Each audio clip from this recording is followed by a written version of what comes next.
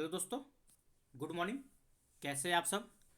तो चलिए हम लोग शुरू करते हैं। आज आप लोग देख सकते हैं हम लोग सेट नंबर 7 की ओर आ चुके हैं। ठीक है, अगर इससे पहले आप सेट नंबर 1 से लेकर 6 तक का नहीं देखे हैं, 1 से लेकर ठीक है 6 तक का अभी तक अगर आप सेट नहीं देखे हैं तो जाइए हमारा प्लेलिस्ट में ऑलरेडी एक बना हुआ है, बीपीएससी टीआरई 4 क्लास 9 to 10। वहाँ पे जाके आप हमारा 1 से लेकर 6 तक का जो भी आपका सेट डाला हो उसको आप देख सकते हैं। और बहुत लोग कमेंट कर रहे थे सर 68 का वीडियो डालिए, तो ऑलरेडी 68 का 6 या 7 सेट उसका भी डाला हुआ है। आप प्लेलिस्ट में जाके उसको भी चेक कर सकते हैं। ठीक है, तो आप सेट देखते रहिए। वैसे हम सारा चीज़ आप लोग को डाल दिया जाएगा। 68 भी खत्म कर देंगे, 9 10 भी खत्म कर देंगे, और इसके बाद हम लोग 11 12 की ओर चलेंगे। हम पहले भी बता चुके थे आप लोग को कि इस सेट को ख़त्म करने के बाद हम लोग 11 12 में चलेंगे। 11 12 का हिस्ट्री याद रखिएगा। हिस्ट्री पे सबसे पहले हम लोग हिस्ट्री को कवर करने वाले हैं। इसके बाद आपका ज्योग्राफी पॉलिटी जो भी होगा उसको कवर करेंगे। देखिए, बहुत लोग कहते हैं सर पीजीटी का वीडियो नहीं बना रहे हैं, तो बात ऐसा है कि पीजीटी का अभी मार्केट में कोई बुक आया ही नहीं है। आप अगर आपके नज़र में कोई ऐसा बुक है तो आप हमको कमेंट बॉक्स में बताइए कि सर पीजीटी के लिए आप इस बुक से वीडियो बनाइए। हम उस बुक का लेकर पीजीटी के लिए बुक बना उससे हम वीडियो बना देंगे। जो आप अगर सेट मार रहे हैं मार्केट में ऐसा कोई बुक आपके नज़र में है, हाँ कुछ अच्छा प्रकाशन का नाम लीजिएगा। ये नहीं कि ऐसा प्रकाशन का नाम लीजिएगा उसमें 1000 गलतियाँ भरा पड़ा हो, हम उस गलती को सुधारने में ही लगे रह जाए हैं। तो आप बताइएगा, और नहीं तो हम आप लोग के लिए एक अलग से सेट का व्यवस्था कर रहे हैं। ठीक है, उस सेट के माध्यम से हम आप लोग को प्रत्येक दिन सेट भेजेंगे। रात में जैसे 8 बजे भेजते हैं, एक सेट आपका 80 नंबर का होगा, उसको आप बना लीजिएगा और उसके बाद हम लोग उसका डिस्कशन करेंगे। ठीक है, चलिए। और बहुत लोग का आ रहा था कि सर आप लैंग्वेज नहीं करवा रहे, सामान्य अध्ययन का जो 40 क्वेश्चन है, तो आज से ठीक है, आज से हम लोग उसको भी कवर करने वाले हैं। याद रखिएगा, आज से हम लोग उसको भी कवर करने वाले हैं। 40 क्वेश्चन जो आपका होगा उसको भी आज से हम लोग कवर करेंगे। ठीक है, तो टेंशन नहीं लेना है, सारा चीज़ यहाँ कवर किया जाएगा। आज से उस पर भी फोकस किया जाएगा। चलिए, तो ज़्यादा देर ना करते हुए वीडियो की शुरुआत करते हैं। तो सबसे पहले कि अगर आप हमारे चैनल पे नए हैं, चैनल सब्सक्राइब कर लीजिएगा। अगर आप बीपीएससी टीआरई 4 की तैयारी कर रहे हैं, ठीक है, टीआरई 4 की अगर आपका तैयारी है तो आप इस चैनल को सब्सक्राइब कर सकते हैं, इसमें कोई शक नहीं है। क्योंकि यहाँ पे अगर जो भी मार्केट में अच्छा बुक होता है, यहाँ पे हम उसका सोल्यूशन आपका पीडीएफ भेजकर करवाते हैं। ठीक है, चलिए। जो लोग पुराने हैं वो सब तो आप जानते ही हैं। पीडीएफ आपको कैसे मिलेगा, पीडीएफ के लिए बार बार आपको हम बताते हैं। बहुत लोग बोलते हैं सर पीडीएफ कहाँ से मिलेगा, तो पीडीएफ के लिए आपको हमारा टेलीग्राम ग्रुप को ज्वाइन करना पड़ेगा। ठीक है, टेलीग्राम ग्रुप को ज्वाइन करना पड़ेगा। उसके लिए आपको इस वीडियो के डिस्क्रिप्शन लिंक में हम टेलीग्राम ग्रुप का लिंक दे देंगे। वहाँ जाकर अपना टेलीग्राम ग्रुप को ज्वाइन कीजिए। प्रत्येक दिन रात में 8 बजे, ठीक है, जिस दिन हम रात में 8 बजे पीडीएफ भेजेंगे, ठीक है, जिस दिन हम रात में 8 बजे पीडीएफ भेजेंगे, उसके अगले दिन 10 बजे, उसके अगले दिन 10 बजे आप लोग को, ठीक है, आंसर मिला लिया जाएगा। तो आप लोग बना लीजिएगा, खुद से पहले बनाइएगा। उसके बाद हाँ, अब जो बनाइएगा, अब आप लोग को कितना नंबर का बनाना है आपको हम बता दें। तो पहले जो होता था हम लोग का, ठीक है, तो पहले हम लोग क्या करते थे, सिर्फ 40 40 बनाते थे अपना सब्जेक्ट। लेकिन अब आप लोग को पूरा 150 नंबर का बनाना है। पूरा कितना नंबर का बनाना है, तो 150 नंबर का सेट बनाना है। हम पूरा 150 नंबर का यहाँ पे आंसर मिलाने जा रहे हैं। ठीक है, पूरा आप लोग को 150 नंबर का सेट बनाना है। ठीक है, 150 नंबर का हम यहाँ आंसर मिलाएंगे आज से। चलिए, तो देरी ना करते हुए वीडियो की शुरुआत करते हैं। एक बार आप लोग वीडियो को शेयर कर दीजिए। आप लोग वीडियो को शेयर नहीं कर रहे हैं, हम रिकॉर्ड चेक करते हैं, मालूम चलता है कि वीडियो को शेयर नहीं किया जा रहा। बहुत कम ही लोग ऐसे हैं जो वीडियो को शेयर करते हैं। चलिए, आप लोग एक बार वीडियो को शेयर कर दीजिए। चलिए, तो शुरू करते हैं। पहला प्रश्न आपके स्क्रीन पे है, देखिए कहा क्या जा रहा है। इनाम गांव पुरातात्विक स्थल से संबंधित सही तथ्य की पहचान करना है। ठीक है, तो सही तथ्य की पहचान करते हैं। चलिए देखिए, कहा जाता है इनाम गांव कहाँ पे स्थित है। अगर महाराष्ट्र में स्थित है, या ताम्रप्रसान कालीन स्थल है, या उत्तर हड़प्पा स्थल है, ठीक कैसा है। तो याद रखिए, इनाम गांव जो है ये आपका महाराष्ट्र में स्थित है। ठीक है, पहला पॉइंट यही है। इनाम गांव जो पुरातात्विक स्थल, ये कहाँ स्थित है, तो महाराष्ट्र में स्थित है। अगर कभी कभी महाराष्ट्र ना दे के अगर दे देगा आपका जिला का नाम, तो याद रखिए इनाम गांव कहाँ स्थित है, तो पुणे जिला में। ठीक है, याद रखिए पुणे जिला, अगर जिला दे दे तो पुणे जिला में स्थित है। अगर हम बात करते हैं इनाम गांव की खुदाई के बारे में, इनाम गांव की खुदाई कब हुई थी, तो पहली खुदाई जो था इसका, इनाम गांव की पहली खुदाई, ठीक है, इनाम गांव की पहली खुदाई कब हुआ था, तो याद रखिएगा 1936 में हुआ था। ठीक है, इनाम गांव की पहली खुदाई कब हुआ था, तो 1936 में हुआ था। इतना पॉइंट आपको याद रखना है। चलिए, तो और देख लेते हैं। और अगर हम बात कर ले इसमें, तो ये हो गया। अब देखिए यहाँ पे तो आप समझ गए, लेकिन अब एक दो पॉइंट अब आपको क्या समझना है। यहाँ पे अगर इनाम गांव कहाँ स्थित है तो ये हो गया आपका महाराष्ट्र में स्थित है। उसके बाद भी आपको क्या याद रखना है कि इनाम गांव जो था ये एक प्रकार का ताम्रप्रशान कालीन स्थल था, तो ये भी बिल्कुल सही है। इनाम गांव जो था एक प्रकार का ताम्रप्रशान कालीन स्थल था, ठीक है। और क्या था, ये उत्तर हड़प्पा स्थल भी था, तो ये भी आपका बिल्कुल सही है। यानी कि अगर देखा जाए तो हम कह सकते हैं इसका राइट आंसर क्या हो जाएगा, अगर एक लाइन में हम देखें तो इसका राइट आंसर की अगर हम बात कर लें, ठीक है, तो उपयुक्त में से एक से अधिक हो जाएगा, ठीक है। तो इसका राइट आंसर क्या हो जाएगा, उपयुक्त में से एक से अधिक। लेकिन कहीं कहीं आपको सिर्फ पूछ देगा इनाम गांव कहाँ स्थित है, तो याद रखिएगा महाराष्ट्र में स्थित है। ये बहुत बार क्वेश्चन पूछा हुआ, अगर आप सीटेट का तैयारी करते होंगे तो आप वहां से पढ़े भी होंगे, ठीक है। चलिए अब अगला क्वेश्चन की ओर चलते हैं। नेक्स्ट क्वेश्चन क्या है, तो अगला प्रश्न है आपका ऑप्शन क्वेश्चन नंबर 72 क्यों चलते हैं। आइए 72 में प्रश्न बोलता है कि बुर्ज होम पुरातात्विक स्थल कहाँ है। तो बुर्ज होम पुरातात्विक स्थल कहाँ है, इसकी बात किया जा रहा है। तो सबसे पहले हम देखते हैं इसका आंसर क्या है, ठीक है। तो बुर्ज होम पुरातात्विक स्थल आपका जम्मू कश्मीर में है, यहाँ तक हो गया।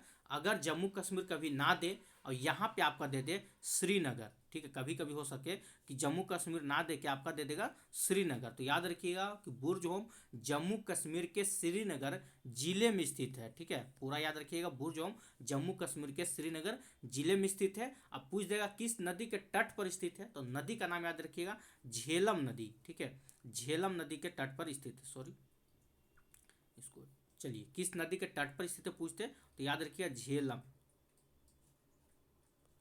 ठीक है, झेलम नदी के तट पर स्थित है, ठीक है, यहाँ तो क्या। अच्छा अगर हम बात करते हैं यहाँ पर पूरा बुर्ज होम के बारे में, तो यहाँ से पूछा जाता है, अगर कभी पूछ ले आपसे कि गर्ता निवास का प्रमाण कहाँ से मिला है, या मालिक के साथ कुत्ते को दफनाने का प्रमाण, ठीक है, कहाँ से मिलता है। मालिक के साथ कुत्ते को कहाँ दफनाया गया है, तो जम्मू कश्मीर में, कश्मीर के श्रीनगर जिले में। या गर्ता निवास का साक्ष्य कहाँ से मिला है, तो जम्मू कश्मीर से मिला है। ये भी पॉइंट आपको याद रखना होगा, ठीक है। चलिए नेक्स्ट क्वेश्चन को चलते हैं। महाराष्ट्र में अभी जस्ट आपको बताते हैं इनाम गांव कहाँ कहाँ स्थित है, तो महाराष्ट्र में स्थित है, ठीक है। चलिए नेक्स्ट क्वेश्चन को चलते हैं। अगला प्रश्न क्या है आइए देखते हैं। क्वेश्चन नंबर 73 क्यों चलते हैं। 73 में प्रश्न क्या कहता है, देखिए 73 में कहता है निम्न में से कौन सही तथ्य है। तो सही तथ्य कौन सा है, आइए इसको देखते हैं। मुद्रा राक्षस पुस्तक के लेखक विशाखा दत्त है, क्या ये बात सही है, तो ये बिल्कुल आपका सही है, ठीक है। और मुद्रा राक्षस किस भाषा में लिखा गया, तो याद रखिए ये आपका संस्कृत भाषा में लिखा गया। सॉरी सॉरी सॉरी सॉरी, कहाँ थे हम लोग, एक मिनट, हाँ मुद्रा राक्षस पुस्तक जो है इसके लेखक कौन है, विशाखा दत्त है, तो ये बिल्कुल सही है। अगर कभी पूछ ले ये किस भाषा में लिखा गया है, तो याद रखिएगा ये जो है आपका संस्कृत भाषा में, ठीक है, ये बहुत इंपॉर्टेंट है। मुद्रा राक्षस पुस्तक किस भाषा में लिखा गया, तो संस्कृत भाषा में लिखा गया है, ठीक है। अगला है आपका मुद्रा राक्षस पुस्तक मौर्य इतिहास से संबंधित है, तो ये भी बिल्कुल सही है। मुद्रा राक्षस पुस्तक जो है ये आपका मौर्य इतिहास से संबंधित है, तो बिल्कुल सही हो जाएगा। अगला है आपका कि देवी चंद्र गुप्तन पुस्तक के लेखक विशाखा दत्त है, तो ये भी एक पॉइंट सही है। देवी चंद्र गुप्तम पुस्तक के लेखक कौन है, तो विशाखा दत्त, बिल्कुल सही है। अगला कहता है कि देवी चंद्रगुप्तन पुस्तक गुप्त काल से संबंधित है, तो यह भी आपका सही है। देवी चंद्रगुप्तम पुस्तक जो है किस काल से संबंधित है, तो गुप्त काल से संबंधित है, यह भी आपको याद रखना होगा। और देवी चंद्रगुप्तम पुस्तक के लेखक कौन है, तो विशाखा दत्त, ये भी आपको याद रखना होगा। तो हम कह सकते हैं कि चारों का चारों इसमें पॉइंट जो है आपका बिल्कुल सही है, तो इसका राइट आंसर हो जाएगा उपयुक्त में से एक से अधिक हो जाएगा, ठीक है। चलिए अगला क्वेश्चन क्यों चलते हैं। क्वेश्चन नंबर आपका 74 की ओर। 74 प्रश्न क्या कहता है आइए देखते हैं। चलिए 74 प्रश्न आपके स्क्रीन पे है, देखिए इसमें क्या कहा जा रहा है आपका कि मेघास्थनीज ने अपने यात्रा वितरण में पाटलिपुत्र को निम्न में से कौन सा नाम दिया है, ठीक है। तो कौन सा नाम दिया था मेघास्थनीज ने, तो ये आपका पालिव्रथा कहा था, ठीक है। मेघास्थनीज के बारे में आप लोग भली भांति जानते हैं कि मेघास्थनीज के बारे में पूछा जाता है इंडिका पुस्तक, ठीक है, इंडिका पुस्तक के लेखक कौन है, तो मेघास्थनीज। मेघास्थनीज किसके दरबार में आया था, तो चंद्रगुप्त मौर्य के दरबार में आए थे, ये भी पॉइंट याद रखिएगा। चलिए अगला क्वेश्चन को चलते हैं। क्वेश्चन नंबर 75 में प्रश्न क्या कहता है, देखिए अशोक के अभिलेख में उल्लेखित पश्चिमी प्रांत, यहाँ पे फोकस कीजिएगा, यहाँ पे आपसे पूछ रहा है पश्चिमी प्रांत की राजधानी निम्न में से कौन सी थी, ठीक है। तो इसका राइट आंसर पहले हम देख ले, पहले आंसर की बात कर ले।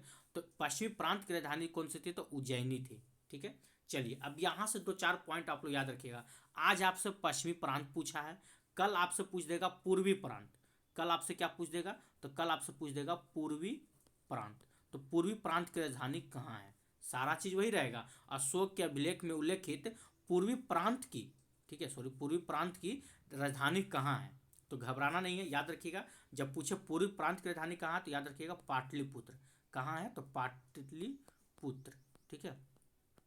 चलिए, ये हो गया। इस 3-4 क्वेश्चन है इसमें, हमेशा पूछता है। कभी आपसे पूछ लेगा कि अशोक के अभिलेख में उल्लेखित कलिंग, कलिंग की राजधानी कहाँ थी? तो कलिंग की राजधानी कहाँ थी? तो याद रखिएगा कलिंग, यही था कलिंग, ठीक है। कलिंग की राजधानी कहाँ थी? तो तोसली। कलिंग की राजधानी कहाँ थी? तो तोसली थी, याद रखिएगा। कलिंग की राजधानी कहाँ थी? तो तोसली थी, ठीक है। फिर पूछ लेगा कि दक्षिणापथ की राजधानी कहाँ थी? तो दक्षिणापथ की याद रखिएगा। जब पूछे कि दक्षिणापथ की राजधानी कहाँ थी, ठीक है, दक्षिणापथ, दक्षिणापथ की राजधानी कहाँ थी? तो क्या हो जाएगी? तो स्वर्णगिरी, ठीक है, स्वर्णगिरी। अशोक के अभिलेख में उल्लेखित दक्षिणापथ की राजधानी कहाँ थी? तो स्वर्णगिरी हो जाएगा, ठीक है। अब ये देखिए 2-4 पॉइंट यहाँ से और भी याद रखना आपको, कभी आपसे पूछ लिया जाएगा। यहाँ पे उत्तरापथ, ठीक है, दक्षिणापथ हो गया, यहाँ पे लिख देते हैं उत्तरापथ, ठीक है, उत्तरापथ। उत्तरापथ की राजधानी कहाँ था? तो उत्तरापथ की राजधानी कहाँ थी? तक्षशिला, ये इंपॉर्टेंट है, इसको भी याद रखना आपको। तक्षशिला, उत्तरापथ की राजधानी कहाँ थी? तो तक्षशिला। एक बार फिर से पूछे कभी भी पश्चिमी प्रांत की राजधानी कहाँ थी? तो उज्जैनी। कलर को चेंज कर देते हैं, पश्चिमी प्रांत की राजधानी कहाँ थी? उज्जैनी, ठीक है। अच्छा, फिर पूछे आपको कि कलिंग की राजधानी कहाँ थी? तो तोसली। कलिंग की राजधानी कहाँ थी? तोसली, ठीक है। अच्छा, दक्षिणापथ की राजधानी कहाँ थी? दक्षिणापथ पूछेगा तो दक्षिणापथ की राजधानी कहाँ थी? स्वर्णगिरी। दक्षिणापथ की राजधानी पूछे तो स्वर्णगिरी, ठीक है। उत्तरापथ की राजधानी पूछे तो तक्षशिला। उत्तरापथ की राजधानी कहाँ थी? तक्षशिला, तक्षशिला, याद रखिएगा। पूर्वी प्रांत पूछे, यहाँ पश्चिमी प्रांत पूछा था, कभी पूछ लेगा पूर्वी प्रांत की राजधानी कहाँ थी? तो पाटलिपुत्र। पूर्वी प्रांत की राजधानी कहाँ थी? तो पाटलिपुत्र, पाटलिपुत्र, ऐसे याद रखिएगा, ठीक है। चलिए, अगला क्वेश्चन क्यों चलते हैं। क्वेश्चन नंबर आपका अच्छा, चलिए अशोक के बारे में बात कर लेते हैं। आइए, अशोक से कुछ इंपॉर्टेंट जो फैक्ट है आपको हम बता देते हैं, ठीक है। चलिए, अशोक के बारे में कुछ इंपॉर्टेंट पॉइंट है, उसको आपको जानना बेहद जरूरी है। आइए, तो यहाँ पे बात करते हैं हम अशोक का, ठीक है, एक मिनट। चलिए, आइए, अशोक से देखिए क्या क्या क्वेश्चन पूछा जाता है अशोक से। सबसे पहले आपको याद रखना है कि अशोक जो था, ये मतलब बहुत बार पूछता है, ये पूछा भी था शायद। अशोक राजगद्दी पर बैठने के अनुसार, ठीक है, अशोक कहाँ का राज्यपाल था? अशोक जब राजगद्दी पर बैठा था तो कहाँ का राज्यपाल था? तो याद रखिएगा, इसका राइट आंसर हो जाएगा अवंती का, ठीक है, अवंती का वो राज्यपाल था, ठीक है। या कभी गवर्नर लगा के पूछ देगा, या अवंती ना देकर यहाँ ऑप्शन में आपको उज्जैन दे देगा, ठीक है, क्या दे देगा? उज्जैन दे देगा। तो अवंती या उज्जैन याद रखिएगा, ठीक है। और एक इंपॉर्टेंट क्वेश्चन पूछता है कि किस अभिलेख में अशोक का नाम अशोक मिलता है? किस अभिलेख में अशोक का नाम अशोक मिलता है? तो देखिए, पहले नंबर पे अगर दिया ऑप्शन में मास्की, ठीक है, मास्की दिया तो यही हो जाएगा आपका राइट आंसर, ठीक है, ये आपका राइट आंसर हो जाएगा। अगर मास्की के साथ साथ और भी देता है, देखिए अशोक का नाम अशोक किस अभिलेख में मिलता है? तो चारों याद रखिएगा, मास्की में भी मिलता है, गुजरा में भी मिलता है, ठीक है, और आपका नैतुर में भी मिलता है, नैतुर में भी मिलता है, और उंडे गोलम में भी अशोक का नाम अशोक मिलता है, ठीक है। पूछ देगा अशोक का नाम अशोक किस अभिलेख में मिलता है? तो मास्की में भी मिलता है, गुजरा अभिलेख में मिलता है, नैतुर में भी मिलता है, उंडे गोलम में भी अशोक का नाम अशोक मिलता है, ठीक है। चलिए, एक क्वेश्चन और है जो इंपॉर्टेंट है, पूछता है कि अभिलेख के आधार पर, ध्यान से सुनिएगा, अभिलेख के आधार पर ही अशोक का इतिहास लिखने का प्रयास किसने किया था? अभिलेखों के आधार पर, ठीक है, अशोक के इतिहास लिखने का प्रयास किसने किया था? तो इसका राइट आंसर क्या हो जाएगा? याद रखिएगा, डी आर, सॉरी ये कलर सही रहेगा, ठीक है, तो डी आर, ठीक है, डी आर भंडाकर, डी आर भंडाकर, याद रखिए, डी आर भंडाकर, सॉरी गलत हो जा रहा है, एक मिनट। चलिए, तो क्या हो जाएगा? डी आर भंडाकर, भंडाकर, ठीक है, डी आर भंडाकर। क्वेश्चन क्या था, कभी पूछ दे अभिलेख के आधार पर अशोक का इतिहास लिखने का प्रयास किसने किया था? तो डी आर भंडाकर ने किया था, ठीक है। अगला पॉइंट क्या पूछ देगा अशोक के बारे में आपसे? अशोक से पूछेगा, याद रखिएगा, कि अशोक जो था, ठीक है, किस अभिलेख में अशोक ने स्वयं को मगध का राजा बताया था? किस अभिलेख में अशोक ने स्वयं को मगध का राजा बताया था? तो कौन सा अभिलेख था? तो भाब्रू अभिलेख, ठीक है, भाब्रू अभिलेख में, भाब्रू अभिलेख में अशोक ने स्वयं को मगध का राजा बताया था। ठीक है, इतना पॉइंट याद रखिए। ऐसे तो बहुत से पॉइंट है, लेकिन सारा चीज़ अगर एक ही वीडियो में बता दें तो आप लोग को दिक्कत होगा। चलिए, अशोक के बारे में इतना कुछ याद रखिएगा। ठीक है, अगला पॉइंट क्यों चलते हैं। अगला पॉइंट है आपका क्या, यहाँ पे देखिए, नेक्स्ट पॉइंट क्यों चलते हैं। देखिए यहाँ पे क्या कहा जा रहा है कि 1545 ईस्वी में शेरशाह निम्न में से कौन युद्ध लड़ा। ठीक है, तो शेरशाह सूरी ने कौन सा युद्ध लड़ा था 1545 में, तो याद रखिएगा, तो कालिंजर का युद्ध लड़ा था। कौन सा युद्ध लड़ा था, तो कालिंजर का युद्ध लड़ा था। अब देखिए शेरशाह से क्या प्रश्न पूछेगा आपसे। पहला प्रश्न पूछेगा जो थोड़ा डिफिकल्ट होगा कि शेरशाह सूरी का जो ना, पहले हम लोग शेरशाह के नाम से नहीं, शेर खां के नाम से जानते थे। किस नाम से, तो शेर खां के नाम से। तो पूछ देगा शेर खां ने किस युद्ध में, ठीक है, या शेर खां ने किस युद्ध के बाद शेरशाह का पद ग्रहण किया था। प्रश्न को सुनिएगा, शेर खां ने किस युद्ध के बाद शेरशाह का पद ग्रहण किया था। ठीक है, किसका पद, तो शेर शाह का पद, शेर शाह का पद।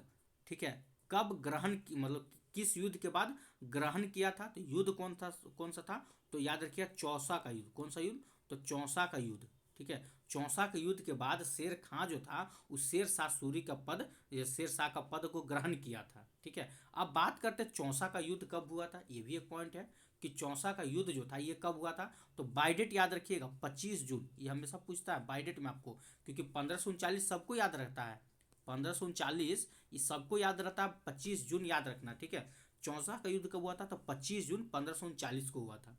चौसा का युद्ध किसके किसके बीच हुआ था, ये भी याद रखिएगा, हुमायूं, ठीक है, हुमायूं और शेरशाह सूरी के बीच। या शेरशाह सूरी नहीं बोलेंगे हम, शेर खां बोलेंगे, क्योंकि आपको भी पता है, अभी जस्ट आपको हम क्या बताए थे, ठीक है, कि किस युद्ध के बाद शेर खां ने शेरशाह सूरी का पद ग्रहण किया था, तो चौसा का युद्ध। तो चौसा के युद्ध के बाद हम ना शेरशाह सूरी बोलेंगे, उससे पहले इनको हम क्या बोलेंगे, शेर खां बोलेंगे, याद रखिएगा।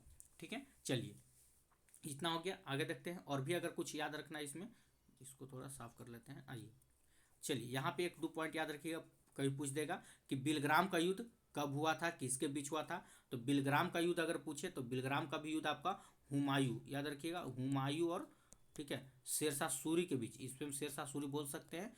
ठीक है, शेरशाह सूरी के बीच हुआ था। कब हुआ था, तो 1540 में। बिलग्राम के युद्ध को हम लोग कन्नौज का युद्ध के नाम से भी जानते हैं, ये भी एक पॉइंट याद रखिएगा। बिलग्राम के युद्ध को हम लोग कन्नौज के युद्ध के भी नाम से हम लोग जानते हैं। ठीक है, चलिए अगला क्वेश्चन क्यों चलते हैं। इस 76 नंबर, तो 76 का राइट आंसर आप लोग को पता चल गया है। तो ये कब हुआ था, एक मिनट, इसका राइट आंसर हो जाएगा आपका कालिंजर का युद्ध। अगर हम कभी भी पूछ ले अगर, ठीक है, तो कालिंजर का युद्ध कब हुआ था, तो याद रखिए 1545 में। ये भी पॉइंट है वो याद रखिएगा। चलिए नेक्स्ट क्वेश्चन क्यों चलते हैं, क्वेश्चन नंबर 77।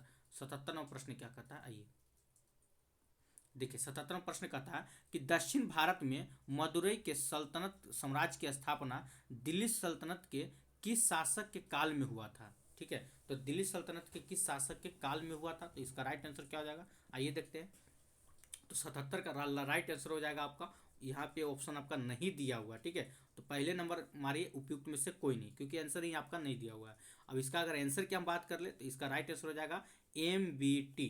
क्या हो जाएगा, मोहम्मद बिन तुगलक। MBT को हम लोग, मतलब मोहम्मद बिन तुगलक को हम लोग शॉर्ट में MBT लिखते हैं। ठीक है, तो इसका राइट आंसर हो जाएगा मोहम्मद बिन तुगलक। अब देखिए यहाँ से भी आप लोग को 2-3 पॉइंट आप लोग को याद रखना है। क्या क्या याद रखना, देखिए अगर हम बात कर ले, यहाँ पे आपसे क्या पूछा, दक्षिण भारत में मदुरई के सल्तनत साम्राज्य की स्थापना दिल्ली सल्तनत की शासक ने काल में हुआ था।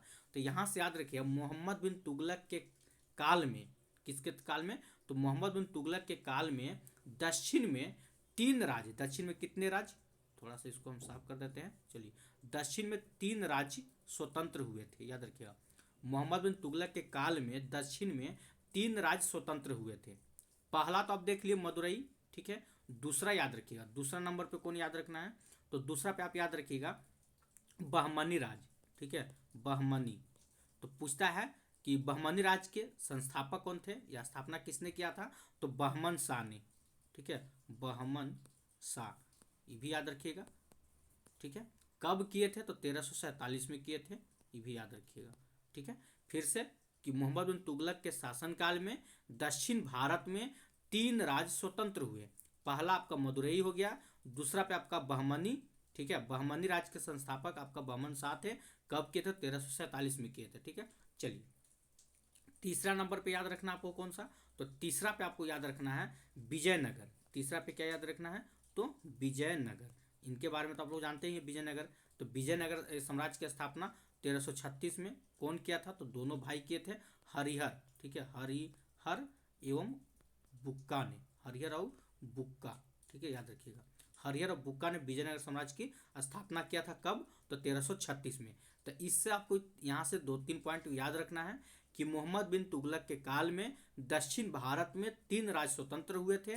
तीनों का नाम याद रखना है। मदुरई था, दूसरा पे आपका बहमनी था। तो बहमनी के संस्थापक या स्थापना कौन किया था? तो बहमन शाह ने।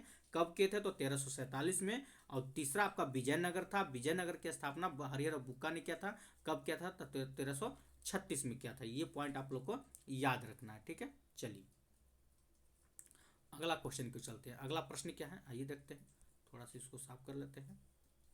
चलिए हाँ, अगर यहाँ पे अगर हम बात कर ले क्वेश्चन नंबर आपका, अच्छा इसका राइट आंसर आपको एक बार फिर से बता देते हैं, कहीं आप कन्फ्यूजन ना हो जाइएगा।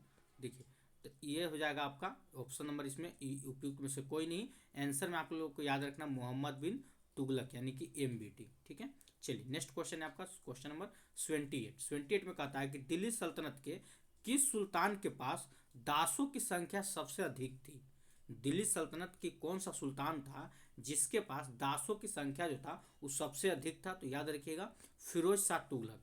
फिरोज शाह तुगलक के पास दासों की संख्या क्या था? सबसे अधिक था। ठीक है, चलिए वहीं अगर हम बात कर ले यहाँ पे मोहम्मद बिन तुगलक, एक पॉइंट आपका उसमें छूट गया था, याद नहीं रहा था। ठीक है, तो मोहम्मद बिन तुगलक से क्वेश्चन और पूछता है कि मोहम्मद बिन तुगलक के समय की घटनाओं का वर्णन किस पुस्तक में मिलता है? ये याद रखिएगा, मोहम्मद बिन तुगलक के घटनाओं का वर्णन किस पुस्तक में मिलता है? तो पुस्तक का नाम पूछेगा तो रेहला, सिर्फ पुस्तक का नाम पूछेगा तो रेहला पुस्तक में मोहम्मद बिन तुगलक के घटनाओं का वर्णन मिलता है। और रेहला पुस्तक के लेखक का नाम अगर आपको जानना है तो याद रखिएगा इब्न बतूता। ठीक है, इब्न बतूता। रेहला पुस्तक कभी कभी एक लाइन में आपसे पूछ लिया जाएगा रेहला पुस्तक के लेखक कौन है? तो इब्न बतूता। ठीक है, चलिए ये हो गया आपका। आइए अगला क्वेश्चन को चलते हैं, क्वेश्चन नंबर 29 में प्रश्न क्या कहता है? देखिए 29 में प्रश्न है आपका कि सिंध के इतिहास से संबंधित पुस्तक चचनामा के रचयिता निम्न में से कौन थे? तो चचनामा के रचयिता कौन थे? तो यहाँ पे आपका नहीं दिया हुआ है, तो मारेंगे पहले हम नंबर उपयुक्त में से कोई नहीं। तो चचनामा जो था, सबसे पहले याद रखिए चचनामा जो था किस भाषा में लिखा हुआ है? तो अरबी भाषा में लिखा हुआ है। ठीक है, चचनामा किस भाषा में लिखा हुआ है? तो अरबी भाषा में लिखा हुआ है। इसके लेखक की बात कर ले, रचयिता की बात कर ले तो कौन थे? तो अली अहमद। ठीक है, अरबी भाषा में लिखा हुआ है, इसके लेखक अली अहमद। याद रखिएगा अ से अरबी, अ से अली अहमद। कभी कभी एक लाइन में पूछ लिया जाएगा आपसे यही कि चचनामा किस भाषा में लिखा गया है? तो अरबी भाषा में, इसके लेखक अली अहमद। ठीक है, चलिए नेक्स्ट क्वेश्चन की ओर चलते हैं। अगला प्रश्न क्या है आइए देखते हैं, क्वेश्चन नंबर 80 नंबर प्रश्न क्या कहता है? देखिए 80 नंबर है कि भारत पर आक्रमण करने वाला प्रथम तुर्क निम्न में से कौन था? ठीक है, तो भारत पर आक्रमण करने वाला प्रथम तुर्क निम्न में से कौन था? तो याद रखिए सुबुक्तगिन। कौन था? सुबुक्तगिन था। सुबुक्तगिन कौन था? याद रखिएगा सुबुक्तगिन मोहम्मद गजनवी का पिता था। याद रखिए मोहम्मद, कोई पूछ ले मोहम्मद गजनवी का पिता का नाम क्या था? तो सुबुक्तगिन था। ठीक है, मोहम्मद बिन कासिम के से एक प्रश्न पूछता है, ध्यान से सुनिएगा। पूछता है कि अरबों ने भारत पर पहला सफल आक्रमण किसके नेतृत्व में किया था? तो मोहम्मद बिन कासिम के नेतृत्व में। या मोहम्मद बिन कासिम ने भारत पर पहला आक्रमण कब किया था? तो याद रखिएगा 712 ईस्वी में किया था। ये भी याद रखिएगा 712 में सिंध पर विजय पाई थी। ठीक है, चलिए अगला क्वेश्चन को चलते हैं। अगला प्रश्न है आपका यहाँ पे देख सकते हैं, मौर्य काल में उपदा परीक्षण क्या था? ये मोस्ट इंपोर्टेंट VVI, इसको कर लीजिएगा, इसको एकदम VVI कर लीजिएगा। उपदा परीक्षण क्या था? ये आपका NCERT का एकदम पॉइंट उठाया हुआ है। तो क्या था? तो सुनिएगा, उपदा परीक्षण किसे कहते थे? तो कहा जाता है कि मौर्य काल में राजा जो होते थे, राजा जिस प्रक्रिया से उच्च पदों के लिए योग्य व्यक्ति का चुनाव करता था, राजा जिस प्रक्रिया से उच्च पदों के लिए, ठीक है, उच्च पदों के लिए योग्य व्यक्ति का चुनाव करता था, उसे हम उपदा परीक्षण कहते हैं।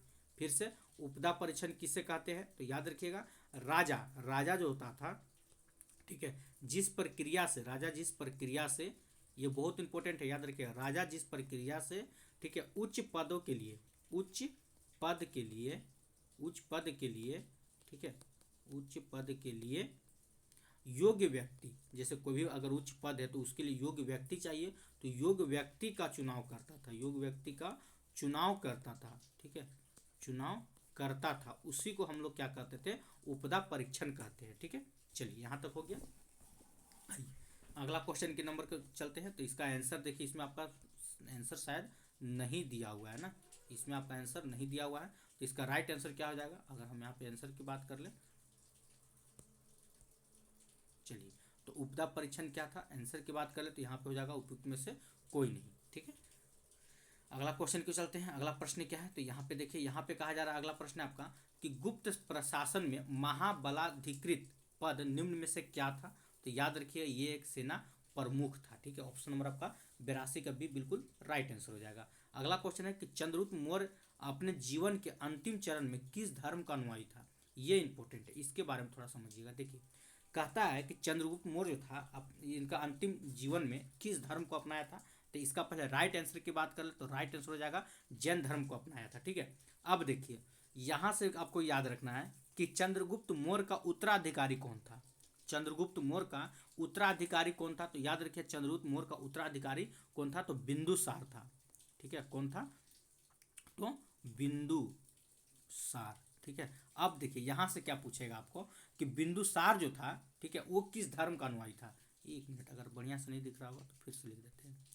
चंद्रगुप्त मौर्य का उत्तराधिकारी कौन था, तो वो आपको हो जाएगा बिंदुसार था, ठीक है। यहाँ तक हो गया। चंद्रगुप्त मौर्य का उत्तराधिकारी यानी कि उसका बेटा, चंद्रगुप्त मौर्य का बेटा कौन है, तो बिंदुसार है, उत्तराधिकारी बना। और बिंदुसार जो था किस धर्म का अनुयायी था, तो याद रखिएगा आजीवक धर्म का। पूछता है बिंदुसार किस धर्म का अनुयायी था, तो आजीवक धर्म का अनुयायी था, ठीक है। और चंद्रगुप्त मौर्य का बेटा का नाम क्या था, तो बिंदुसार था, जो कि चंद्रगुप्त मौर्य का उत्तराधिकारी बना। इसके बाद एक स्टेप और आगे बढ़िए, पूछता है कि बिंदुसार का उत्तराधिकारी कौन था। बिंदुसार का उत्तराधिकारी कौन था, तो याद रखिएगा अशोक था। बिंदुसार का उत्तराधिकारी कौन था, तो अशोक था। यानी कि एक लाइन में अगर जानिए तो बिंदुसार का बेटा का नाम क्या था, तो अशोक। बिंदुसार का बेटा का नाम क्या था, अशोक था। अशोक का पिता का नाम क्या था, तो बिंदुसार, ठीक है। चलिए ये हो गया। अब देखिए यहाँ से फिर पूछेगा अशोक जो था किस धर्म का अनुयायी था, तो अशोक किस धर्म का अनुयायी था, तो अभी फिलहाल के लिए आप याद रखिए बौद्ध धर्म का, क्योंकि इसके बारे में और भी पॉइंट बताते हैं कैसे कैसे बौद्ध धर्म तक पहुंचा था अशोक। अशोक किस धर्म का अनुयायी था, तो बौद्ध धर्म का हो जाएगा। चलिए अगर हम बात करते हैं यहाँ पे अशोक के बारे में, इसको पहले कट कीजिए। आइए कहाँ थे हम, अशोक के बारे में। तो अशोक से देखिए पहला प्रश्न आपसे क्या पूछेगा, पहला पूछेगा कि अशोक पहले किस धर्म का अनुयायी था। अशोक पहले किस धर्म का अनुयायी था, तो अशोक पहले जो था ना, अशोक पहले किस धर्म का अनुयायी था, तो ब्राह्मण धर्म का। याद रखिए अशोक पहले ब्राह्मण, ठीक है, ब्राह्मण धर्म का अनुयायी था, पहला पॉइंट में। दूसरा पॉइंट में याद रखना आपको, पूछता है कि कलहन के राज तरंगिणी से पता चलता है कि अशोक किस धर्म का उपासक था, किस धर्म का उपासक, ठीक है। फिर से कलहन के राज तरंगिणी से पता चलता है कि अशोक पहले अशोक किस धर्म का उपासक था। तो किस धर्म का उपासक बोलेगा, तो किस धर्म का उपासक था ये, तो इस शैव धर्म का उपासक था, ठीक है। किस धर्म का उपासक था, तो शैव धर्म का उपासक था। फिर अगला पॉइंट में देखिए क्या बोलता है आगे, जब तीसरा नंबर पॉइंट में हमको याद रखना है निग्रोध, ठीक है, निग्रोध, ये इंपॉर्टेंट है। निग्रोध के या निग्रोध का प्रवचन सुनकर अशोक ने किस धर्म को अपनाया। ध्यान सुनिएगा, निग्रोध का प्रवचन सुनकर अशोक ने किस धर्म को अपनाया, तो किस धर्म को अपनाया था, तो बौद्ध धर्म को अपनाया, ठीक है, बौद्ध धर्म। अब देखिए यहाँ से बीपीएससी टीआरई 3 में क्वेश्चन पूछ लिया था, ठीक है, कि अशोक ने बौद्ध धर्म की दीक्षा किससे प्राप्त किया था। अशोक ने बौद्ध धर्म की दीक्षा किससे प्राप्त किया था, तो यह पे कन्फ्यूजन था। बहुत लोग उपगुप्त भी दिया हुआ था, निग्रोध भी दिया हुआ था, बाकी सब भी था, ऐसी कुछ था क्वेश्चन, हम भुला रहे हैं, क्या उस पर बाद में बात करेंगे। तो यहाँ थे हम लोग कि अशोक ने किसके प्रवचन सुनकर बौद्ध धर्म को अपनाया, तो निग्रोध का प्रवचन सुनकर अशोक ने बौद्ध धर्म को अपनाया, ठीक है। अशोक पहले किस धर्म का अनुयायी था, तो ब्राह्मण धर्म का अनुयायी था। अशोक किस धर्म का उपासक पूछेगा, तो शैव धर्म का उपासक था। ये सब बहुत 3 क्वेश्चन जो है ना इसमें आपको याद रखना होगा, तीनों एकदम बढ़िया से याद रखिए, इसमें आपको कन्फ्यूजन पैदा कर देगा, ठीक है। पूछ देगा कि अशोक पहले किस धर्म का अनुयायी था, तो आपको याद रखिए बौद्ध धर्म, तो हो जाएगा गलती। पहले अशोक ब्राह्मण धर्म का अनुयायी था, फिर किस धर्म का उपासक बना, तो शैव धर्म का उपासक बना। फिर इसके बाद अशोक जो था निग्रोध का प्रवचन सुनकर किस धर्म को अपना लिया था, तो बौद्ध धर्म को अपना लिया। ठीक है, ये सब पॉइंट आपको याद रखना होगा। चलिए अगला क्वेश्चन क्यों चलते हैं, क्वेश्चन नंबर 84। 84 नंबर प्रश्न क्या कहता है, आइए।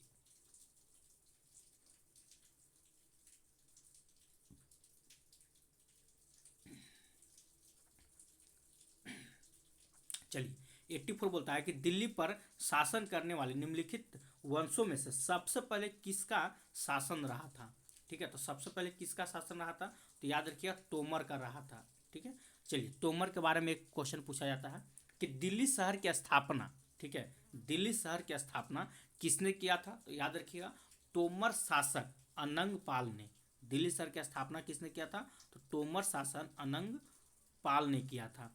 कब किया था, तो 11वीं सदी में, ये भी याद रखिएगा 11वीं सदी में किया था। ठीक है, चलिए आगे देख ले। तो आगे में आपको क्या याद रखना है, यहाँ पे थोड़ा सा अगर हम बात कर लेते हैं चौहान वंश, तो यहाँ से क्वेश्चन पूछता है कि चौहान वंश के संस्थापक कौन थे, तो वासुदेव, याद रखिएगा वासुदेव। चौहान वंश के संस्थापक वासुदेव। गढ़वाल वंश के संस्थापक कौन थे, तो चंद्रदेव। ठीक है, गढ़वाल वंश के संस्थापक कौन थे, तो चंद्रदेव, ये भी आपको याद रखना होगा। ठीक है, चलिए अगला क्वेश्चन क्यों चलते हैं, क्वेश्चन नंबर आपका 85 नंबर प्रश्न क्या कहता है, देखिए 85 नंबर प्रश्न कहता है कि गज सिकंदरी किसने प्रस्तुत किया था, तो गज सिकंदरी किसने प्रस्तुत किया था, तो इसका राइट आंसर क्या हो जाएगा, ये हो जाएगा आपका सिकंदर लोदी ने प्रस्तुत किया था। नेक्स्ट क्वेश्चन है आपका कि गायत्री मंत्र का उल्लेख ऋग्वेद में किस मंडल में है, तो गायत्री मंत्र का उल्लेख ऋग्वेद के किस मंडल में, तो याद रखिएगा तीसरे मंडल में।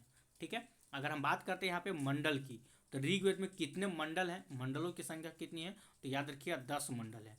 ऋग्वेद में कितने मंडल हैं, तो ऋग्वेद में 10 मंडल है। ऋग्वेद में कितने ऋचाएँ हैं, ठीक है, ऋचाएँ कभी कभी पूछ लिया जाता है, तो ऋग्वेद में कितने ऋचाएँ हैं, तो 10,462। ये क्या है आपके, ये आपके ऋचाएँ हैं। ऋग्वेद में कितने ऋचाएँ हैं, तो 10,462 आपके ऋचाएँ हैं। ऋग्वेद में कितने सूक्त हैं, अगर सूक्तों की बात करें तो ऋग्वेद में कितने सूक्त हैं, तो 10,028 इतने आपके, सॉरी 10,028 बोल रहे हैं, 1,028 आपके सूक्त है। ऋग्वेद में कितने सूक्त हैं, तो 1,028 आपके सूक्त है। ठीक है, चलिए अगला क्वेश्चन क्यों चलते हैं, अगला प्रश्न क्या है, आइए देखते हैं। तो इसका राइट आंसर हो जाएगा आपका तीसरे मंडल में। ठीक है, चलिए अगला प्रश्न है आपका 87 नंबर पर कहता है कि बिरसा की अंतिम गिरफ्तारी अंग्रेजों के हाथ कब हुई थी। ठीक है, तो बिरसा की अंतिम गिरफ्तारी अंग्रेजों के साथ कब हुई थी, तो याद रखिएगा मार्च 1900 ईस्वी में। कब हुआ था, तो मार्च 1900 ईस्वी में हुआ था। देखिए यहाँ से क्या पूछता है, पूछता है यहाँ से क्वेश्चन कि आदिवासी नेता या जगत पिता, आदिवासी नेता या जगत पिता किसे कहा जाता है, आदिवासी नेता या जगत पिता किसे कहा जाता है, तो बिरसा को। ठीक है, या बिरसा मुंडा को कहा जाता है, याद रखिएगा आदिवासी नेता या जगत पिता किसे कहा जाता है, बिरसा मुंडा को कहा जाता है। फिर एक क्वेश्चन पूछा हुआ था, आप लोग को याद होगा, उलगुलान विद्रोह, उलगुलान, ठीक है, उलगुलान विद्रोह से संबंधित व्यक्ति कौन है, ये क्वेश्चन आपसे पूछा हुआ था। उलगुलान विद्रोह से संबंधित व्यक्ति कौन है, तो यही है आपका बिरसा मुंडा। ठीक है, उलगुलान विद्रोह से संबंधित व्यक्ति कौन है, तो बिरसा मुंडा, ये भी आप लोग याद रखिएगा। चलिए नेक्स्ट क्वेश्चन क्यों चलते हैं, अगला प्रश्न क्या है, ये देखते हैं। अगला प्रश्न आपका कहा जा रहा है यहाँ पे, चलिए क्वेश्चन नंबर 88 क्या कहता है, यूरोप में हुआ प्रसिद्ध क्रीमिया युद्ध कब हुआ था। ठीक है, तो क्रीमिया युद्ध कब हुआ था, तो इसे तो 1854 कहीं कहीं देगा आपको, 1854 अगर एक डेट देगा तो, लेकिन आपको रेंज में याद रखना 1853 से लेकर 1856 तक हुआ था। ठीक है, तो यूरोप में प्रसिद्ध, कहीं पूछतेगा क्रीमिया युद्ध किस देश में हुआ था, तो यूरोप में हुआ था। कब हुआ था, तो 1853 से 1856 के बीच हुआ था। ठीक है, अगला क्वेश्चन को चलते हैं, क्वेश्चन नंबर 89 कहता है कि रक्त और लोह नीति निम्न में से किस यूरोपीय नेता का था। ठीक है, तो किस यूरोपीय नेता का था, तो ये आपका बिस्मार्क बिल्कुल राइट आंसर हो जाएगा। चलिए यहाँ पे आपको हम बताते हैं रक्त और लोह के बारे में। ठीक है, पहला प्रश्न कि रक्त और लोह की नीति किस नेता ने अपनाया था, तो बिस्मार्क ने अपनाया था। फिर एक क्वेश्चन देखिए, रक्त और लोह से 3-4 क्वेश्चन आपको याद रखना है। फिर कहीं पूछ देगा आपसे, ठीक है, कि लोह एवं रक्त की नीति, क्या पूछ देगा, लोह एवं रक्त, लोह एवं रक्त की नीति, ठीक है, किसने अपनाया था लोह एवं रक्त की नीति, तो आपको याद होगा कि बलबन ने, याद रखिएगा। ठीक है, बलबन ने अपने विरोधियों के प्रति कौन सी नीति का पालन किया था? तो लोह एवं रक्त की नीति का पालन किया था। बलवन ने अपने विरोधियों के प्रति कौन सी नीति का पालन किया था? तो लोह एवं रक्त की नीति का पालन किया था। ठीक है, अच्छा इस पे एक क्वेश्चन और बनता है, एक और क्वेश्चन है आपका, रक्त एवं तलवार, रक्त एवं तलवार की नीति। ठीक है, अब देखिए इससे भी एक क्वेश्चन पूछता है कि किस शासक ने रक्त एवं तलवार की नीति को अपनाया था? ठीक है, किस शासक ने रक्त एवं तलवार की नीति को अपनाया था? तो आप कंफ्यूज हो जाइएगा। एक आपको पढ़ना है एक आपको पढ़ना है क्या? रक्त और लोह की नीति। दूसरा आपको पढ़ना है लोह एवं रक्त की नीति। तीसरा भी आप ही को पढ़ना है रक्त एवं तलवार की नीति। बोले सर ये तलवार कहाँ से आ गया? बहुत लोग सुने भी होंगे, कोई लोग नहीं भी सुनेंगे। तो रक्त एवं तलवार की नीति किसने पालन किया था? तो अलाउद्दीन खिलजी ने। याद रखिएगा, अलाउद्दीन खिलजी ने रक्त एवं तलवार की नीति का अपनाया था। किसके लिए? तो याद रखिए मंगोलों से निपटने के लिए। ठीक है, यहाँ पे लिख देते हैं मंगोलों से, या मंगोल से निपटने के लिए अलाउद्दीन खिलजी ने किस नीति को अपनाया था? तो रक्त एवं तलवार की नीति। बहुत फेमस क्वेश्चन है। ठीक है, याद रखिएगा, रक्त एवं तलवार की नीति का पालन कौन किया था? तो अलाउद्दीन खिलजी ने किया था। किससे निपटने के लिए? तो मंगोल से निपटने के लिए। ठीक है, चलिए क्वेश्चन नंबर 91 क्यों चलते हैं, नहीं सॉरी 91 बोल रहे हैं, यहाँ पे आपका यहीं पे है ना अभी। तो इसका राइट आंसर क्या हो जाएगा? यहाँ पे अगर देख ले, ये सब साफ कीजिए,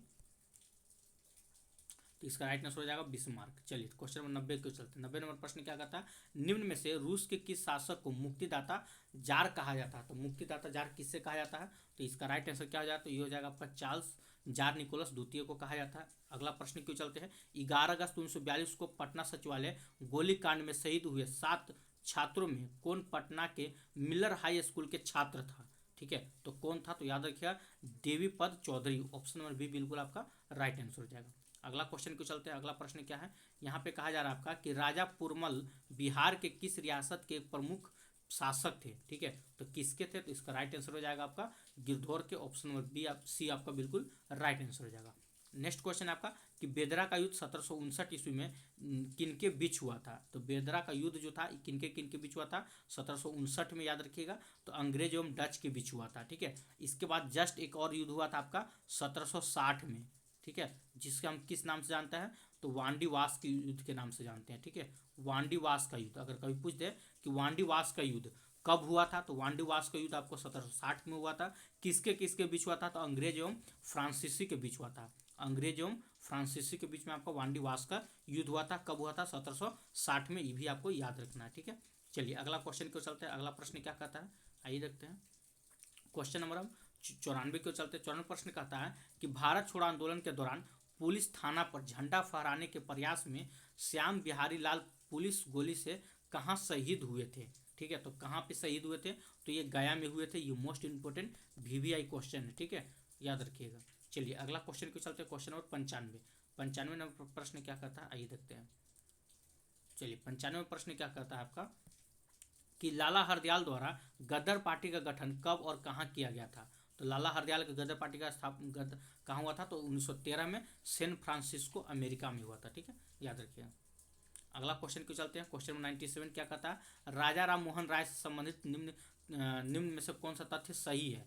चलिए देखते हैं। कहा जा रहा है जन्म 1772 ईस्वी में हुगली जिला के राधानगर में हुआ था। क्या ये पॉइंट सही है? तो बिल्कुल सही है। ठीक है, अगला है कि इनकी मृत्यु 1833 ईस्वी में इंग्लैंड के ब्रिस्टल में हुआ था। क्या ये सही है? तो ये भी आपका सही है। राजा का उपाधि मुगल बादशाह अकबर द्वितीय के द्वारा दिया गया था राजा राम मोहन राय को। तो बिल्कुल सही, यानी कि तीनों का तीनों पॉइंट क्या है आपका सही है। तो हम कह सकते हैं इसका राइट आंसर हो जाएगा उपयुक्त में से एक से अधिक हो जाएगा। चलिए नेक्स्ट क्वेश्चन क्यों चलते हैं। क्वेश्चन 97 क्या कहता है कि दादा भाई नौरोजी किस वर्ष ब्रिटिश संसद के लिए चुने गए थे? ठीक है, तो किस वर्ष चुने गए थे? तो इसका राइट आंसर क्या हो जाएगा? 97 का। ये हो जाएगा आपका 1892। ठीक है, थोड़ा सा हम पानी पी लेते हैं दोस्तों।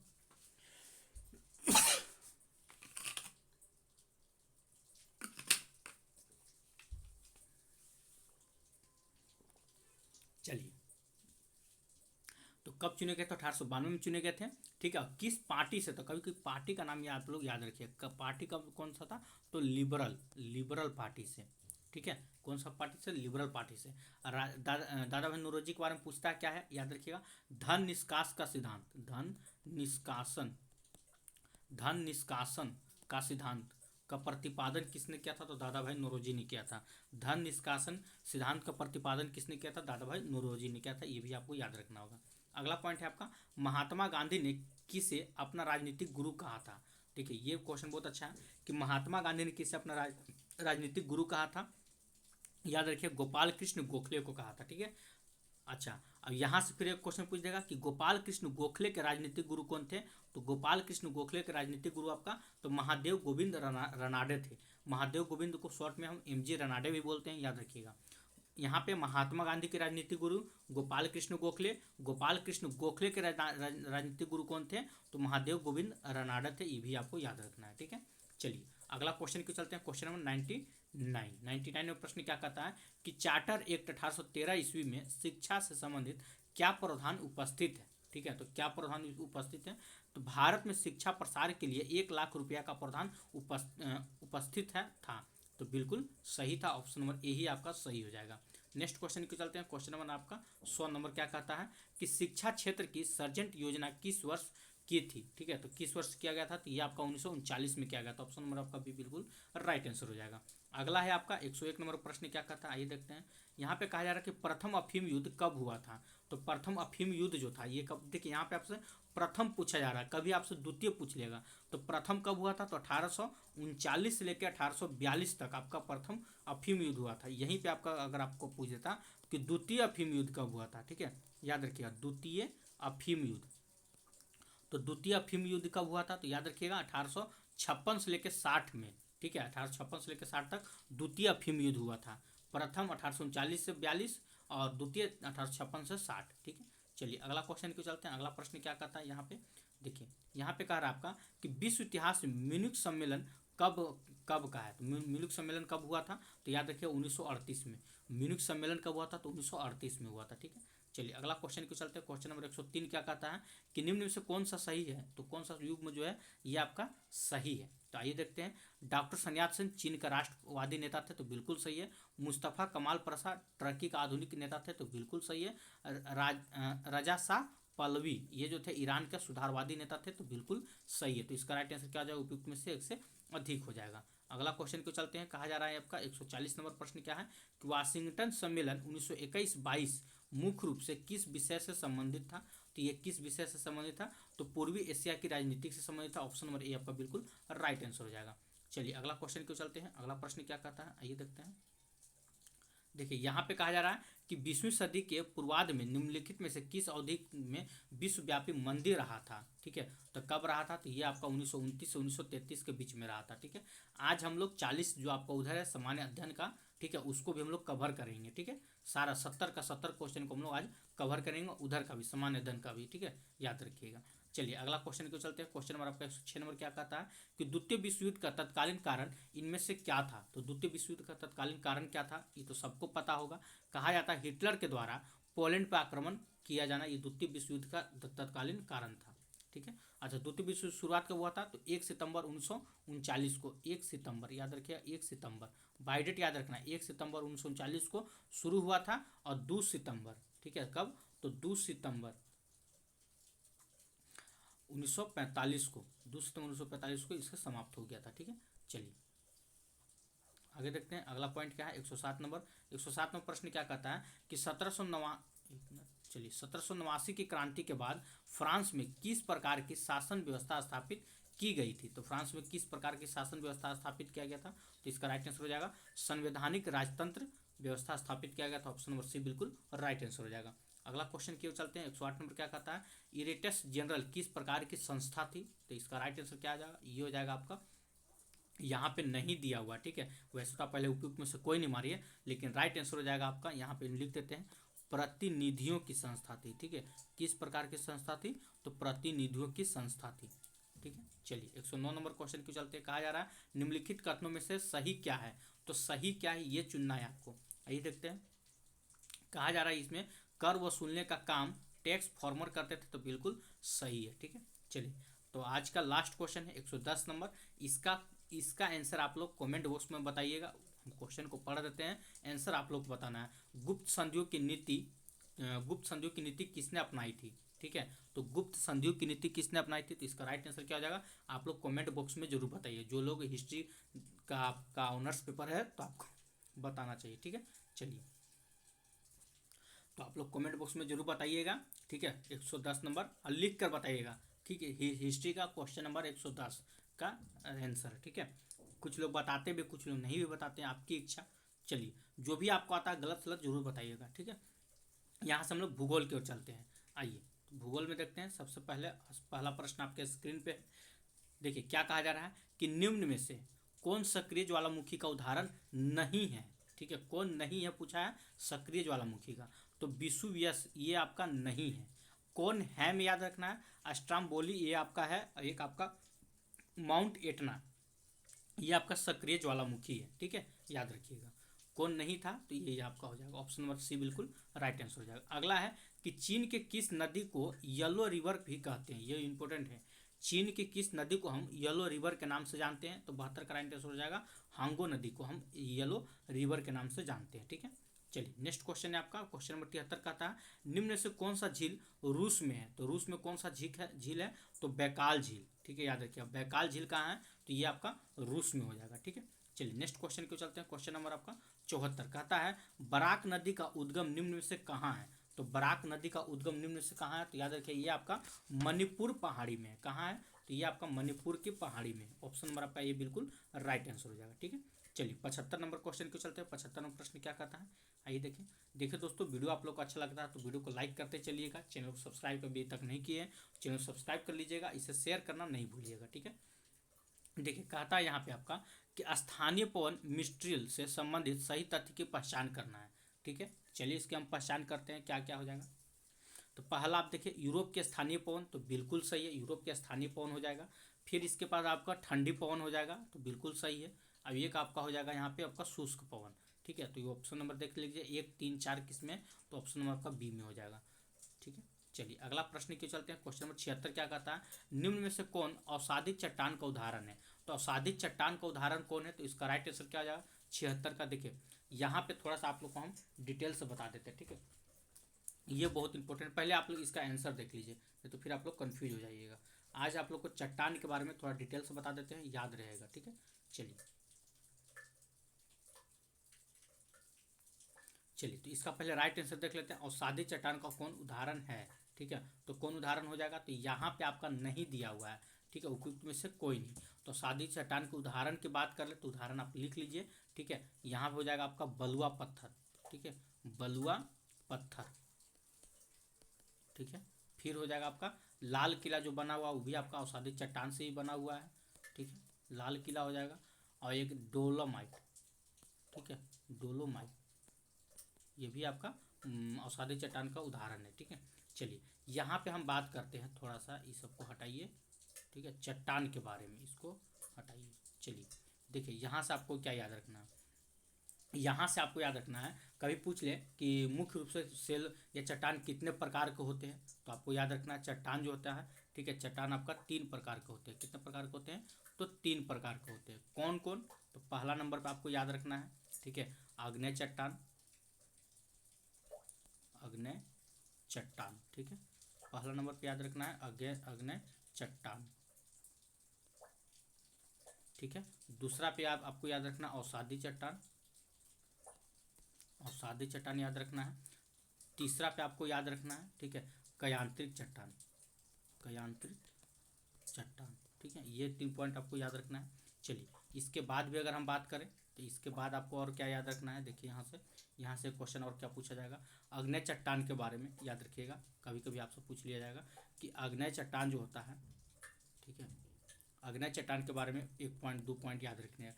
कहा जाता है कि द्रविड मैग्मा ठंडा होकर ठोस हो जाता है।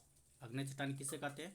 तो द्रविड मैग्मा ठंडा होकर ठोस हो जाता है। इस प्रकार के चट्टान को या सेल को हम आग्नेय चट्टान कहते हैं, ठीक है। अच्छा, कभी कभी आपसे पूछ लेगा प्राथमिक सेल किसे कहते हैं? किस चट्टान को प्राथमिक सेल कहते हैं? किस चट्टान को प्राथमिक सेल, ठीक है, किस चट्टान को प्राथमिक सेल कहते हैं? तो आग्नेय चट्टान को प्राथमिक सेल कहते हैं, ठीक है। आग्नेय चट्टान कितने प्रकार का होता है? तो ये भी याद रखिएगा, आग्नेय चट्टान 2 प्रकार के होता है। पहला आपका हो जाएगा अंतर्भेदी चट्टान, आग्नेय चट्टान 2 प्रकार का होता है, अंतर्भेदी, पहला हो जाएगा आपका अंतर्भेदी चट्टान या सेल, याद रखिएगा, ठीक है। दूसरा आपका हो जाएगा बहिर्भेदी, ठीक है, बहिर्भेदी हो जाएगा आपका, ठीक है, ये भी आपको याद रखना है, ठीक है। चलिए इसके अंदर अब ये जाएंगे तो और भी है, उतना अंदर हम लोग को नहीं जाना है, बस याद रखिएगा इतना काफ़ी है। चलिए अगला क्या है, अगला प्रश्न है आपका क्वेश्चन नंबर 77। 77 में क्या कहता है, आइए देखते हैं। 77 में अष्टाम्बोली ज्वालामुखी कहाँ है, ठीक है। तो अभी जस्ट हम लोग इसमें पढ़ रहे थे, इसका राइट आंसर क्या हो जाएगा 77 का। तो 77 का राइट आंसर हो जाएगा आपका इटली में, ऑप्शन नंबर आपका ये बिल्कुल राइट आंसर हो जाएगा। नेक्स्ट क्वेश्चन है आपका इसमें 78 नंबर, क्या कहता है कि कौन उपग्रह बृहस्पति का ग्रह का है, ठीक है, कौन सा उपग्रह जो है बृहस्पति का ग्रह का है, तो ठीक है। तो इसका राइट आंसर क्या हो जाएगा, चाहिए देखते हैं 78 नंबर का। याद रखिए गैनीमेड ये भी आपका है, कैलिस्टो ये भी है, और यूरोपा ये भी जो है आपका बृहस्पति का ग्रह का है, ठीक है, उपग्रह है। अच्छा पूछता है कभी कभी मंगल का, याद रखिएगा मंगल का कितने उपग्रह हैं, तो याद रखिएगा 2 उपग्रह, कौन कौन, ठीक है। तो एक हो आपका है फोबोस, ठीक है, फोबोस, ठीक है, एक है आपका फोबोस और दूसरा है आपका डिमोस, याद रखिएगा फोबोस और डिमोस किसका उपग्रह है, तो मंगल का उपग्रह है, ठीक है। चलिए नेक्स्ट क्वेश्चन को चलते हैं, अगला प्रश्न क्या है आइए देखते हैं। क्वेश्चन नंबर 79 नंबर कहता है आपका कि सौर मंडल के किस ग्रह का परिक्रमण की अवधि सबसे कम है, तो कौन से ग्रह का सबसे कम है, तो ये आपका बुध का हो जाएगा, ऑप्शन नंबर ए बिल्कुल राइट आंसर हो जाएगा। नेक्स्ट क्वेश्चन देखते हैं, निम्न में से कौन पुस्तक स्टीफन हॉकिंग की है, तो स्टीफन हॉकिंग्स की कौन सी पुस्तक है, तो यहाँ पे आप देख सकते हैं एक से अधिक इसका राइट आंसर हो जाएगा। अगला क्वेश्चन देखते हैं कि कौन दक्षिण अमेरिका महादेश का देश है, तो दक्षिण अफ्रीका महादेश का कौन सा देश है, तो इक्वाडोर, ये आपका दक्षिण अफ्रीका दक्षिण अमेरिका का महादेश का देश है, ठीक है। चलिए अगला क्वेश्चन को चलते हैं, क्वेश्चन नंबर 82 में क्या कहता है, उत्तर अमेरिका महादेश से संबंधित सही तथ्यों की पहचान करें, ठीक है। तो सही तथ्य की पहचान करते हैं, आइए क्या है, कहा जाता है कि यह पूरी तरह से उत्तरी गोलार्ध में स्थित है, तो बिल्कुल सही है, उत्तरी अमेरिका पूरी तरह से उत्तरी गोलार्ध में स्थित है। यह पूरी तरह से पश्चिमी गोलार्ध में स्थित है, तो बिल्कुल सही है। यह 3 महासागरों से घिरा हुआ, तो बिल्कुल सही है। तो कह सकते हैं इसका राइट आंसर क्या है, उपयुक्त में से कोई नहीं। चलिए नेक्स्ट क्वेश्चन को चलते हैं, अगला प्रश्न क्या कहता है, यहाँ पे 83 नंबर है कि बेरिंग जल संधि या जल डमरू मध्य के संबंधित सही है, तो कौन सा पॉइंट सही है, आइए देखते हैं। देखिए यहाँ पे आपका 83 नंबर कहता है कि अलास्का एवं रूस के बीच में है, बेरिंग जल संधि जो है अलास्का एवं रूस के बीच में है, तो ये बिल्कुल सही है। प्रशांत महासागर और अटलांटिक महासागर के बीच में, क्या ये सही है, तो बिल्कुल सही है। तो हम कह सकते हैं इसका राइट आंसर क्या हो जाएगा, 1 से अधिक हो जाएगा। अगला प्रश्न आपका कौन सुमिलित नहीं है, तो कौन सुमिलित नहीं है, तो अल्पेशियन पर्वत यूरोप में है, ये आपका सुमिलित नहीं है, ठीक है। और ये आपका यहाँ पे डेक्रेन्सनबर्ग पर्वत ऑस्ट्रेलिया में, ये सुमिलित नहीं है, यानी कि बी और सी, यानी कह सकते हैं 1 से अधिक हो जाएगा इसका राइट आंसर। चलिए क्वेश्चन नंबर 85 क्यों चलते हैं। देखिए 85 में प्रश्न क्या कहता है कि क्षेत्रफल के दृष्टिकोण से अवरोही क्रम में 4 महादेशों को सही क्रम में दर्शाने वाले विकल्प का चयन करना है, ठीक है। चलिए अवरोही क्रम में, याद रखिए अवरोही क्रम में, ठीक है, 4 महादेश को, तो सबसे पहले क्या हो जाएगा, तो ये हो जाएगा आपका एशिया हो जाएगा, ऑप्शन नंबर ए ही सही हो जाएगा। अफ्रीका, उत्तरी अमेरिका, दक्षिण अमेरिका, ऑप्शन नंबर ए बिल्कुल राइट आंसर हो जाएगा। अगला क्वेश्चन क्यों चलते हैं, अगला प्रश्न क्या है, तो देखिए यूराल पर्वत एशिया के किस ओर है, ठीक है। तो यूराल पर्वत जो है एशिया के किस ओर है, तो ये हो जाएगा आपका उत्तर पश्चिम में है। अगला प्रश्न है आपका विषुवत रेखा भूमध्य रेखा दक्षिण अमेरिका महादेश के निम्न में से किस देश से गुजरती है, तो किस देश से होकर गुजरती है, ये पूछा जा रहा है। तो इसका राइट आंसर क्या हो जाएगा 87 का, तो याद रखिएगा इक्वाडोर से होकर गुजरती है, तो बिल्कुल सही है। कोलंबिया से होकर गुजरती है, तो बिल्कुल सही है। ब्राजील से होकर गुजरती है, तो बिल्कुल सही है। तो कह सकते हैं इसका राइट आंसर हो जाएगा उपयुक्त में से 1 से अधिक हो जाएगा। नेक्स्ट क्वेश्चन को चलते हैं, क्वेश्चन नंबर 88 क्या कहता है कि निम्न में से किसकी सीमा ईरान से नहीं मिलती है, तो ईरान से किसकी सीमा नहीं मिलती है, तो तुर्कमेनिस्तान का मिलता है, अफगानिस्तान का मिलता है, लेकिन उज्बेकिस्तान का नहीं मिलता है। तो इसका राइट आंसर हो जाएगा ऑप्शन नंबर ए हो जाएगा आपका, ठीक है। चलिए एटलस पर्वत किस महादेश में है, तो एटलस पर्वत आपका कहाँ है, ये आपका अफ्रीका में है, ऑप्शन नंबर ए बिल्कुल राइट आंसर हो जाएगा, ठीक है। चलिए क्वेश्चन नंबर 90 को चलते हैं। कहा जा रहा है कि कौन गंगा के दाएं ओर से मिलने वाली सहायक नदी है, तो गंगा के दाएं ओर से मिलने वाली सहायक नदी कौन है, तो यमुना बिल्कुल सही है। यहाँ पे सोन तो बिल्कुल सही है, ऑप्शन नंबर डी बिल्कुल राइट आंसर हो जाएगा, ठीक है। चलिए नेक्स्ट क्वेश्चन की चलते 91 नंबर बोलता है कि हुगली की सबसे बड़ी सहायक नदी निम्न में से कौन सी है? तो हुगली की सबसे बड़ी सहायक नदी दामोदर नदी है। ऑप्शन नंबर आपका ये बिल्कुल राइट आंसर हो जाएगा। क्वेश्चन नंबर 92 के चलते हैं। लद्दाख केंद्र शासित प्रदेश की सीमा भारत के कितने राज्य से लगती है? तो भारत के कितने राज्य से लगती है? तो मात्र एक राज्य से लगता है। ऑप्शन नंबर ए बिल्कुल राइट आंसर हो जाएगा। अगला क्वेश्चन है कि निम्न में से कौन सी जलधारा दक्षिण अटलांटिक महासागर की जलधारा है? तो कौन सी जलधारा है? तो 93 का राइट आंसर क्या हो जाएगा? तो ब्राजील का जलधारा तो बिल्कुल सही है। फॉकलैंड का जलधारा तो बिल्कुल सही है। वेनेजुएला का जलधारा तो बिल्कुल सही है। तो यानी कि एक से अधिक इसका बिल्कुल राइट आंसर हो जाएगा। चलिए 94 नंबर क्वेश्चन की ओर चलते हैं। आम्र वर्षा किस राज्य से संबंधित है? ठीक है, तो आम्र वर्षा जो है ये आपका केरल कर्नाटक राज्य से संबंधित है। ऑप्शन नंबर आपका ये बिल्कुल राइट आंसर हो जाएगा। ठीक है, चलिए अगला क्वेश्चन आपका सेवराय पहाड़ियाँ भारत किस राज्य में स्थित है? तो सेवराय की जो पहाड़ी है ये आपका तमिलनाडु राज्य में स्थित है। ऑप्शन नंबर आपका सी बिल्कुल राइट आंसर हो जाएगा। चलिए अगला क्वेश्चन को चलते हैं। क्वेश्चन नंबर आपका 96 नंबर प्रश्न क्या कहता है, आइए देखते हैं।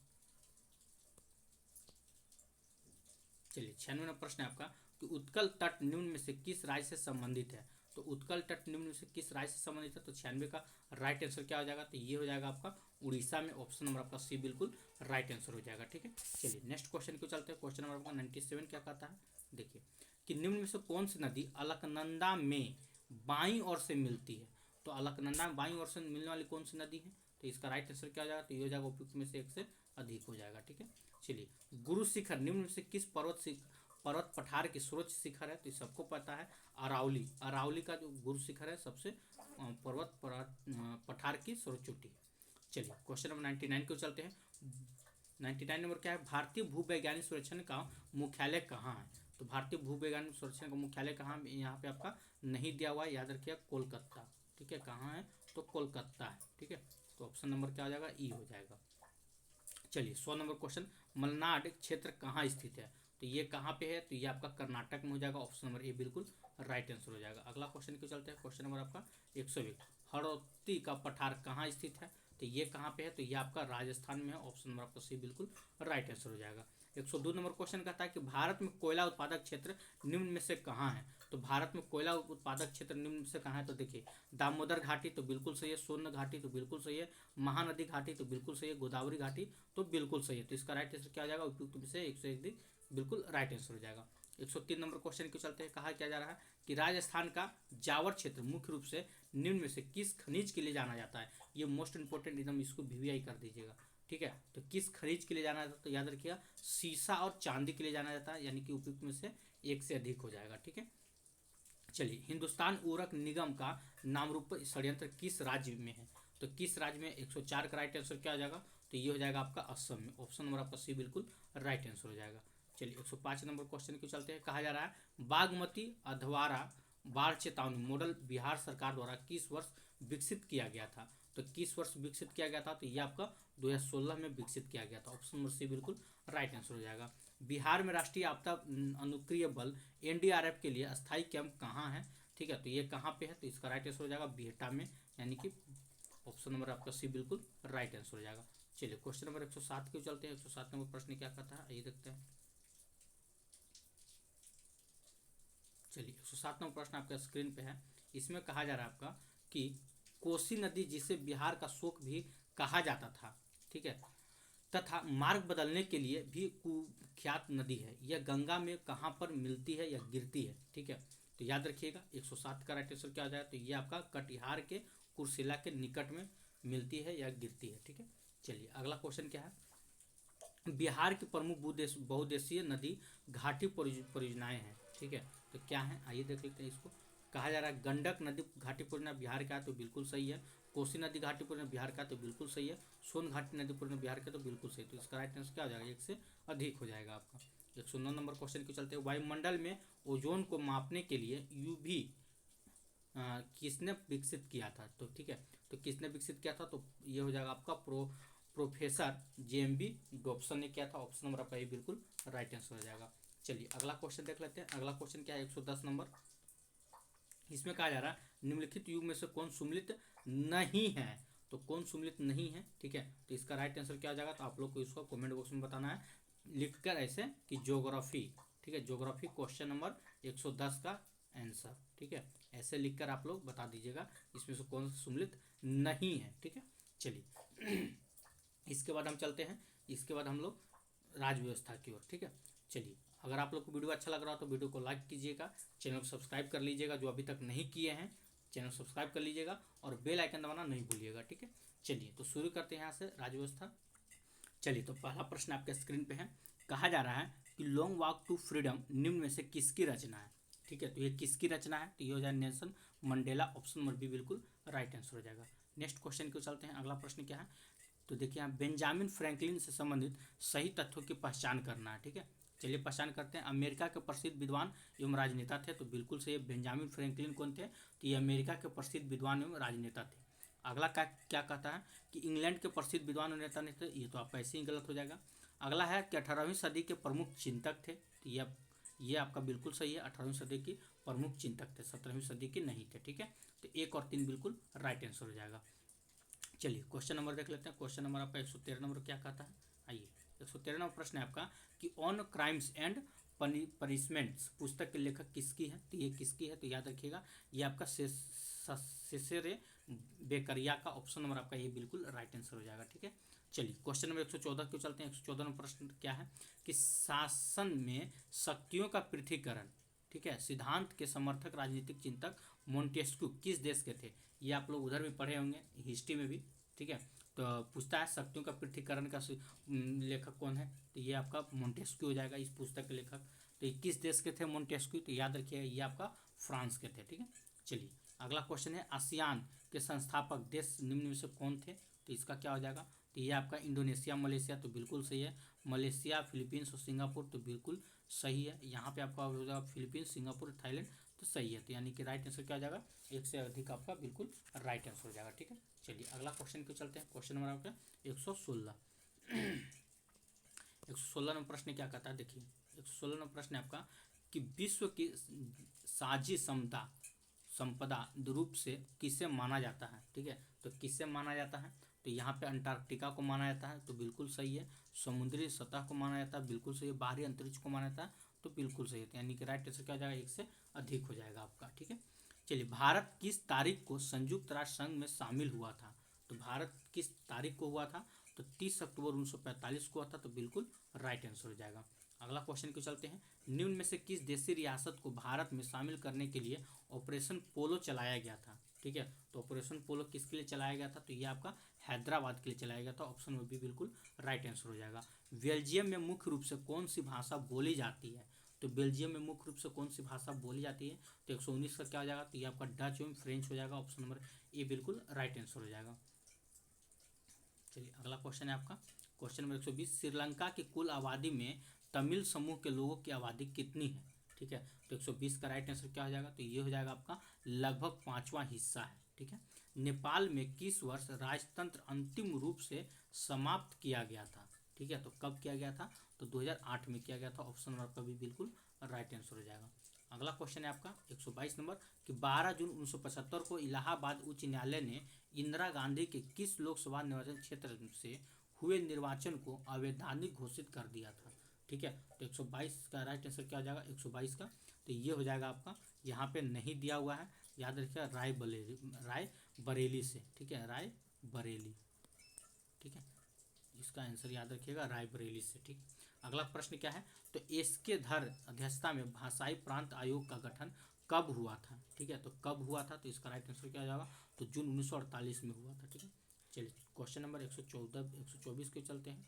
कहा जा रहा है कि 30 अप्रैल 1949 को निम्न में से किस रियासत ने भारत संघ में विलय के संमित्र पत्र पर हस्ताक्षर किया था। ठीक है, तो किसने किया था, तो यहाँ पे आपका आंसर नहीं दिया हुआ है, याद रखिएगा। ठीक है, तो यहाँ पे आपका हो जाएगा भोपाल। ठीक है, यहाँ पे आपका आंसर नहीं दिया हुआ, याद रखिएगा भोपाल रियासत में।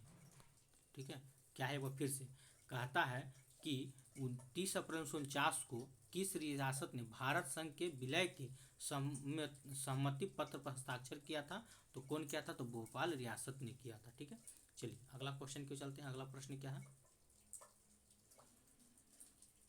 आइए अगला प्रश्न कहता है रेगुलेटिंग एक्ट 1773 के तहत गवर्नर जनरल ऑफ बंगाल के परिषद में कितने सदस्य का प्रावधान किया गया था, तो कितने सदस्य का प्रावधान किया गया था, तो 125 का राइट आंसर क्या आ जाएगा, तो 4 सदस्य का किया गया था। ऑप्शन नंबर आपका सी बिल्कुल राइट आंसर हो जाएगा। चलिए 126 नंबर क्वेश्चन क्यों चलते हैं। कहा जा रहा है निम्न में से, ठीक है, किस अधिनियम को मार्ले मिल्टो सुधार के नाम से भी जाना जाता है। तो किस अधिनियम को जाना जाता है, तो भारतीय परिषद अधिनियम 1909 को जाना जाता है। ऑप्शन नंबर आपका ए बिल्कुल राइट आंसर हो जाएगा। चलिए नेक्स्ट क्वेश्चन को चलते हैं। अगला प्रश्न क्या कहता है, ये देखते हैं। यहाँ पे क्या कहा जा रहा है कि भारतीय संविधान में प्रथम संशोधन अधिनियम 1951 से संदर्भित निम्न में से कौन सा तथ्य सही है। तो कौन सा तथ्य सही है, तो इसका राइट आंसर हो जाएगा उपयुक्त में से एक से अधिक हो जाएगा। अगला क्वेश्चन की चलते हैं। क्वेश्चन नंबर आपका 128 क्या कहता है कि भारतीय संविधान में निम्न में से कौन विषय संयुक्त राज्य अमेरिका के संविधान से प्रेरित होकर रखा गया है। तो कौन सा विषय रखा गया है, तो इसका राइट आंसर क्या हो जाएगा, ये भी हो जाएगा उपयुक्त में से एक से अधिक। ठीक है, चलिए नेक्स्ट क्वेश्चन की ओर चलते हैं। अगला प्रश्न क्या है, क्वेश्चन नंबर 129 देखते हैं। भारतीय संविधान के निर्वाचन आयोग से संबंधित अनुच्छेदों की उपस्थिति संविधान के किस भाग में, तो संविधान के किस भाग में, तो भाग 15 में। ऑप्शन नंबर आपका ये बिल्कुल राइट आंसर हो जाएगा। अगला क्वेश्चन को चलते हैं। क्वेश्चन नंबर आपका 130 नंबर कहता है कि असम, मेघालय, त्रिपुरा और मिजोरम राज्य के जनजातीय क्षेत्र के प्रशासन के बारे में उपलब्ध का उल्लेख भारतीय संविधान के किस अनुसूची में मिलता है। तो कौन सा अनुसूची में मिलता है, तो ये आपका 6ठी अनुसूची में मिलता है। ऑप्शन नंबर आपका बी बिल्कुल राइट आंसर हो जाएगा। 131 नंबर क्वेश्चन को चलते हैं। क्या कहता है, निम्न में से किसने प्रस्तावना को संविधान का आत्मा कहा था। तो किसने प्रस्तावना को संविधान का आत्मा कहा था, तो इसका राइट आंसर क्या हो जाएगा, तो ये हो जाएगा उपयुक्त में से एक से अधिक, बिल्कुल राइट आंसर हो जाएगा। नेक्स्ट क्वेश्चन के चलते। क्वेश्चन नंबर 132 क्या कहता है कि संसद विधि द्वारा संघ के नए राज्यों का प्रवेश या स्थापना कर सकेगी, इस बात का उल्लेख भारतीय संविधान के किस अनुच्छेद में है। तो इस बात का उल्लेख भारतीय संविधान के किस अनुच्छेद में है, तो अनुच्छेद आपका 2 में है। ठीक है, चलिए अगला है the true law of free मोनिकिस।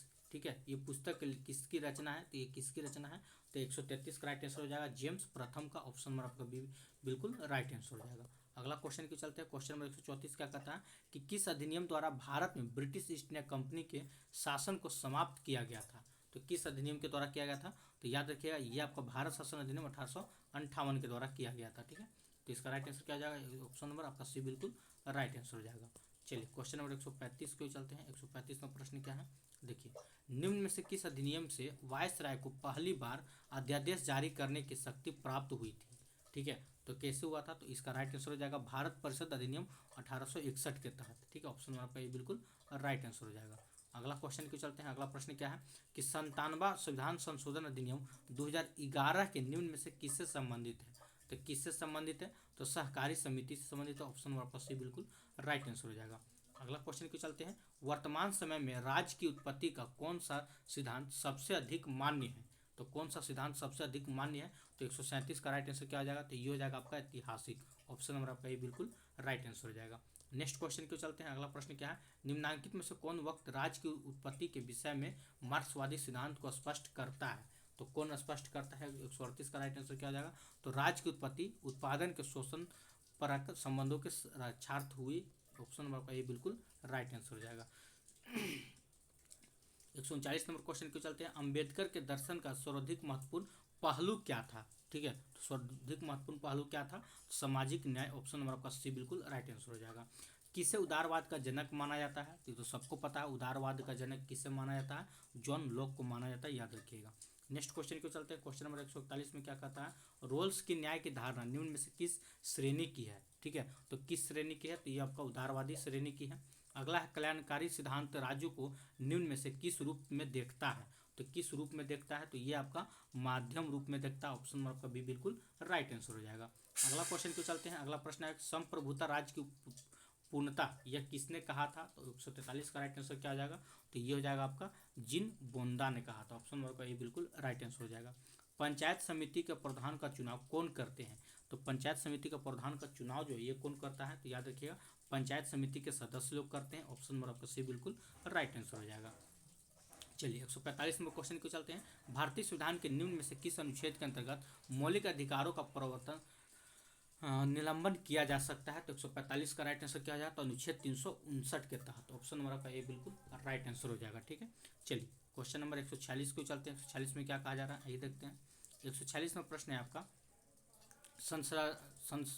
संस्थात्मक सरकार में कार्यपालिका अपने समस्त कार्यों तथा नीतियों के लिए उत्तरदायी होती है। ठीक है, तो किसके प्रति उत्तरदायी होता है? तो 146 का राइट आंसर हो जाएगा विधायिका के प्रति। ऑप्शन नंबर ए बिल्कुल राइट आंसर हो जाएगा।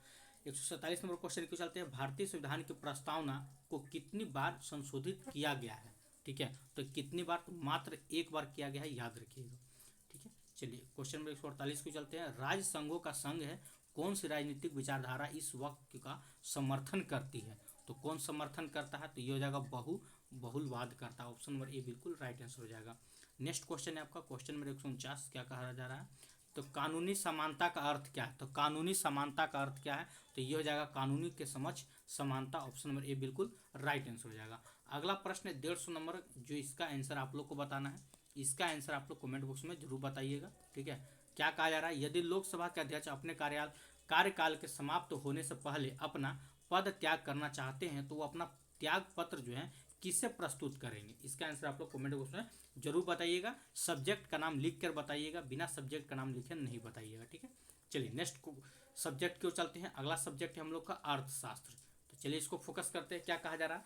विदेश व्यापार नीति FTP 2023 के अनुसार देश का कुल कितना का निर्यात वर्ष 2030 तक पहुंचने का लक्ष्य रखा गया है? तो 2 ट्रिलियन अमेरिकी डॉलर का रखा गया। ऑप्शन नंबर आपका बी बिल्कुल राइट आंसर हो जाएगा। अगला आपका 7 निश्चय विकास कार्यक्रम योजना संबंध किस भारतीय राज्य से है? तो 112 का राइट आंसर क्या हो जाएगा? तो ये आपका बिहार हो जाएगा। ऑप्शन नंबर आपका ये बिल्कुल राइट आंसर हो जाएगा। अगला क्वेश्चन क्यों चलते हैं। मधुमक्खी पालन की दृष्टिकोण से बिहार का जिलों का आरोही क्रम को चुने। तो बिहार के जिले का आरोही क्रम को चुनना है, चलिए चुनते हैं। तो ये हो जाएगा आपका बेगूसराय, पूर्वी चंपारण और मुजफ्फरपुर। ऑप्शन नंबर आपका सी बिल्कुल राइट आंसर हो जाएगा। अगला क्वेश्चन है आपका मखाना का सर्वाधिक उत्पादन बिहार के किस जिले में किया जाता है? तो मखाना सबसे ज्यादा कहाँ किया जाता है? तो इसका राइट आंसर क्या आ जाएगा? 114 का, याद रखिएगा।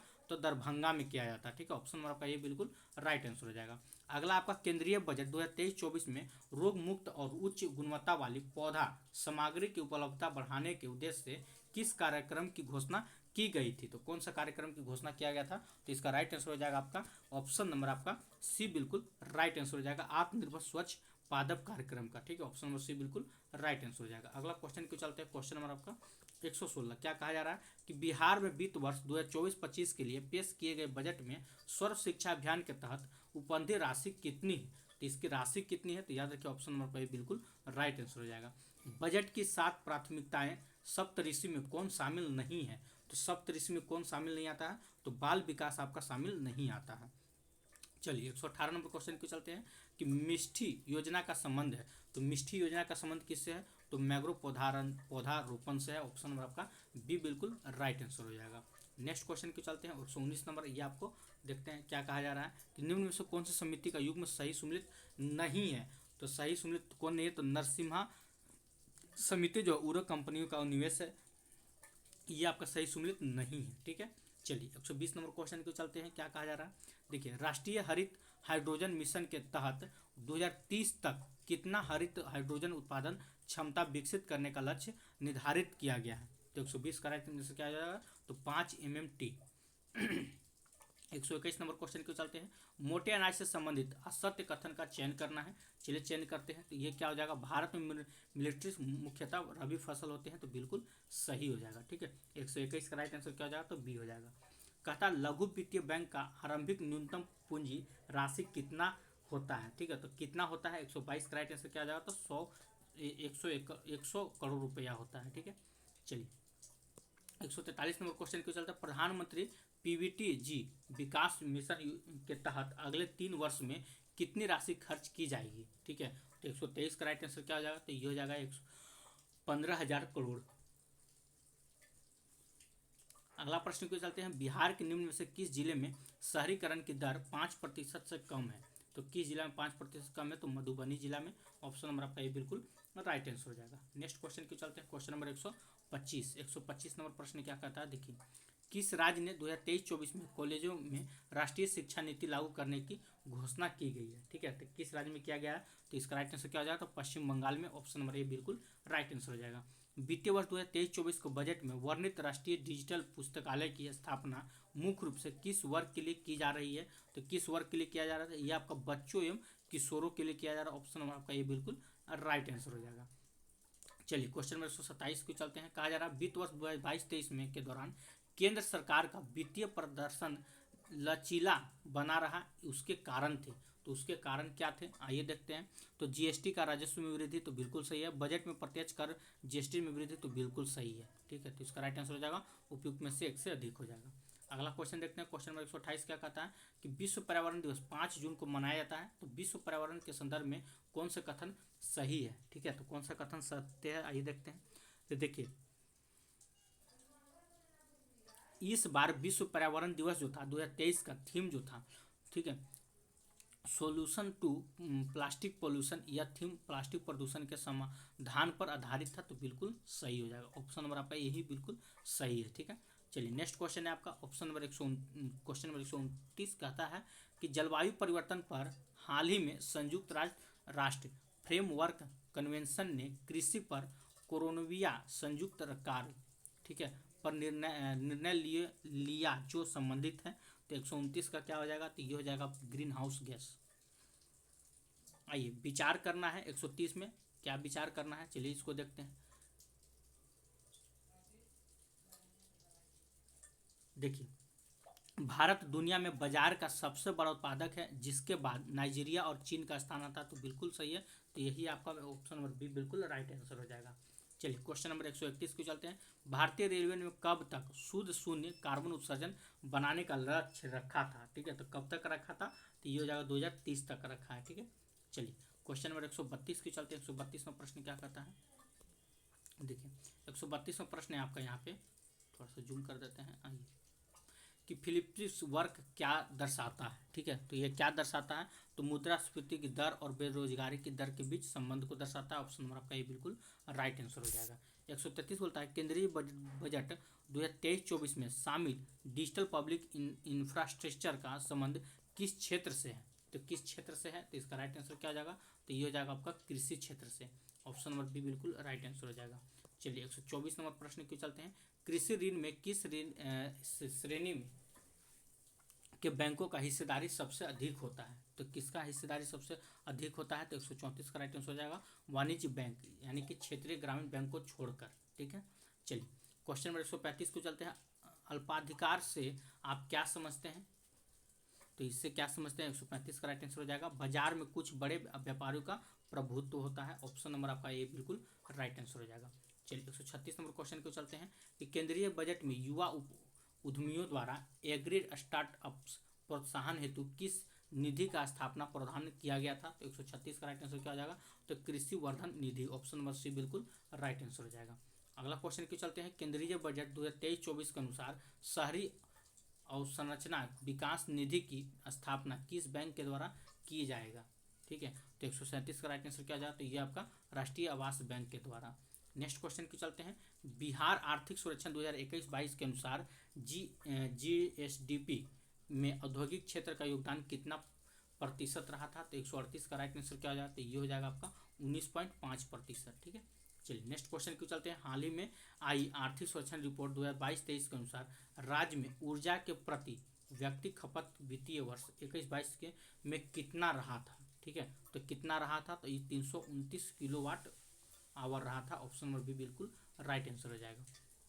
140 नंबर क्वेश्चन कि बिहार बजट के अनुसार वित्तीय वर्ष 2023-24 में इतना करोड़ रुपए राजस्व बजट रहने का अनुमान है, जो सफल राज्य घरेलू उत्पाद का कितना प्रतिशत है? ठीक है, तो कितना प्रतिशत है, तो मात्र 0.52% है। ठीक है, चलिए क्वेश्चन नंबर 141 को चलते हैं।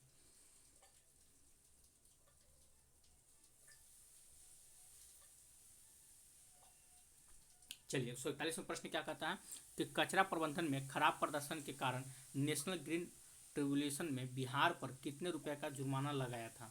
ठीक है, तो कितने रुपए का, तो 4000 करोड़ का जुर्माना लगाया था।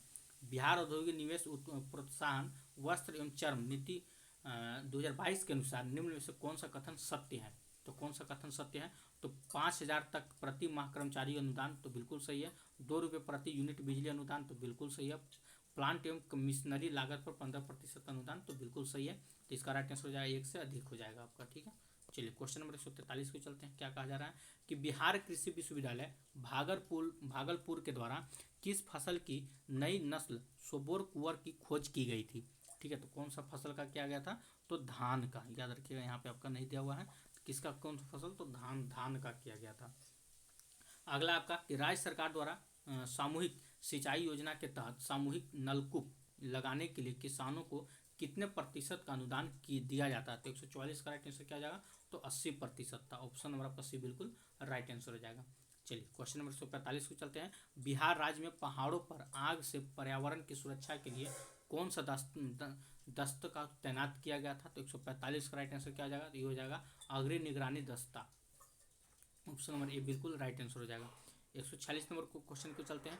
पूर्ण प्रतियोगिता में, तो पूर्ण प्रतियोगिता में क्रेताओं तथा विक्रेताओं की संख्या अधिक होती है। याद रखिए, ऑप्शन नंबर ए बिल्कुल राइट आंसर हो जाएगा। एकाधिकार की स्थिति में विक्रेताओं की संख्या, तो एकाधिकार के विक्रेताओं की संख्या 1 होती है। ऑप्शन नंबर ए बिल्कुल राइट आंसर हो जाएगा। 148 नंबर निम्नलिखित में कौन सा बाजार क्षेत्र के अनुसार है। तो 148 का राइट आंसर क्या हो जाएगा, तो ये हो जाएगा आपका अंतर्राष्ट्रीय बाजार। ऑप्शन नंबर ए बिल्कुल राइट आंसर हो जाएगा। अगला आपका राष्ट्रीय ग्रामीण रोजगार गारंटी अधिनियम लागू हुआ, तो ये लागू कब हुआ था, तो ये आपका यहाँ पे आंसर नहीं दिया हुआ है। ये जो था फरवरी 2006 में लागू हुआ था। याद रखिएगा, फरवरी 2006 में लागू हुआ था। ठीक है, तो इसका राइट आंसर क्या हो जाएगा, 149 का फरवरी 2006।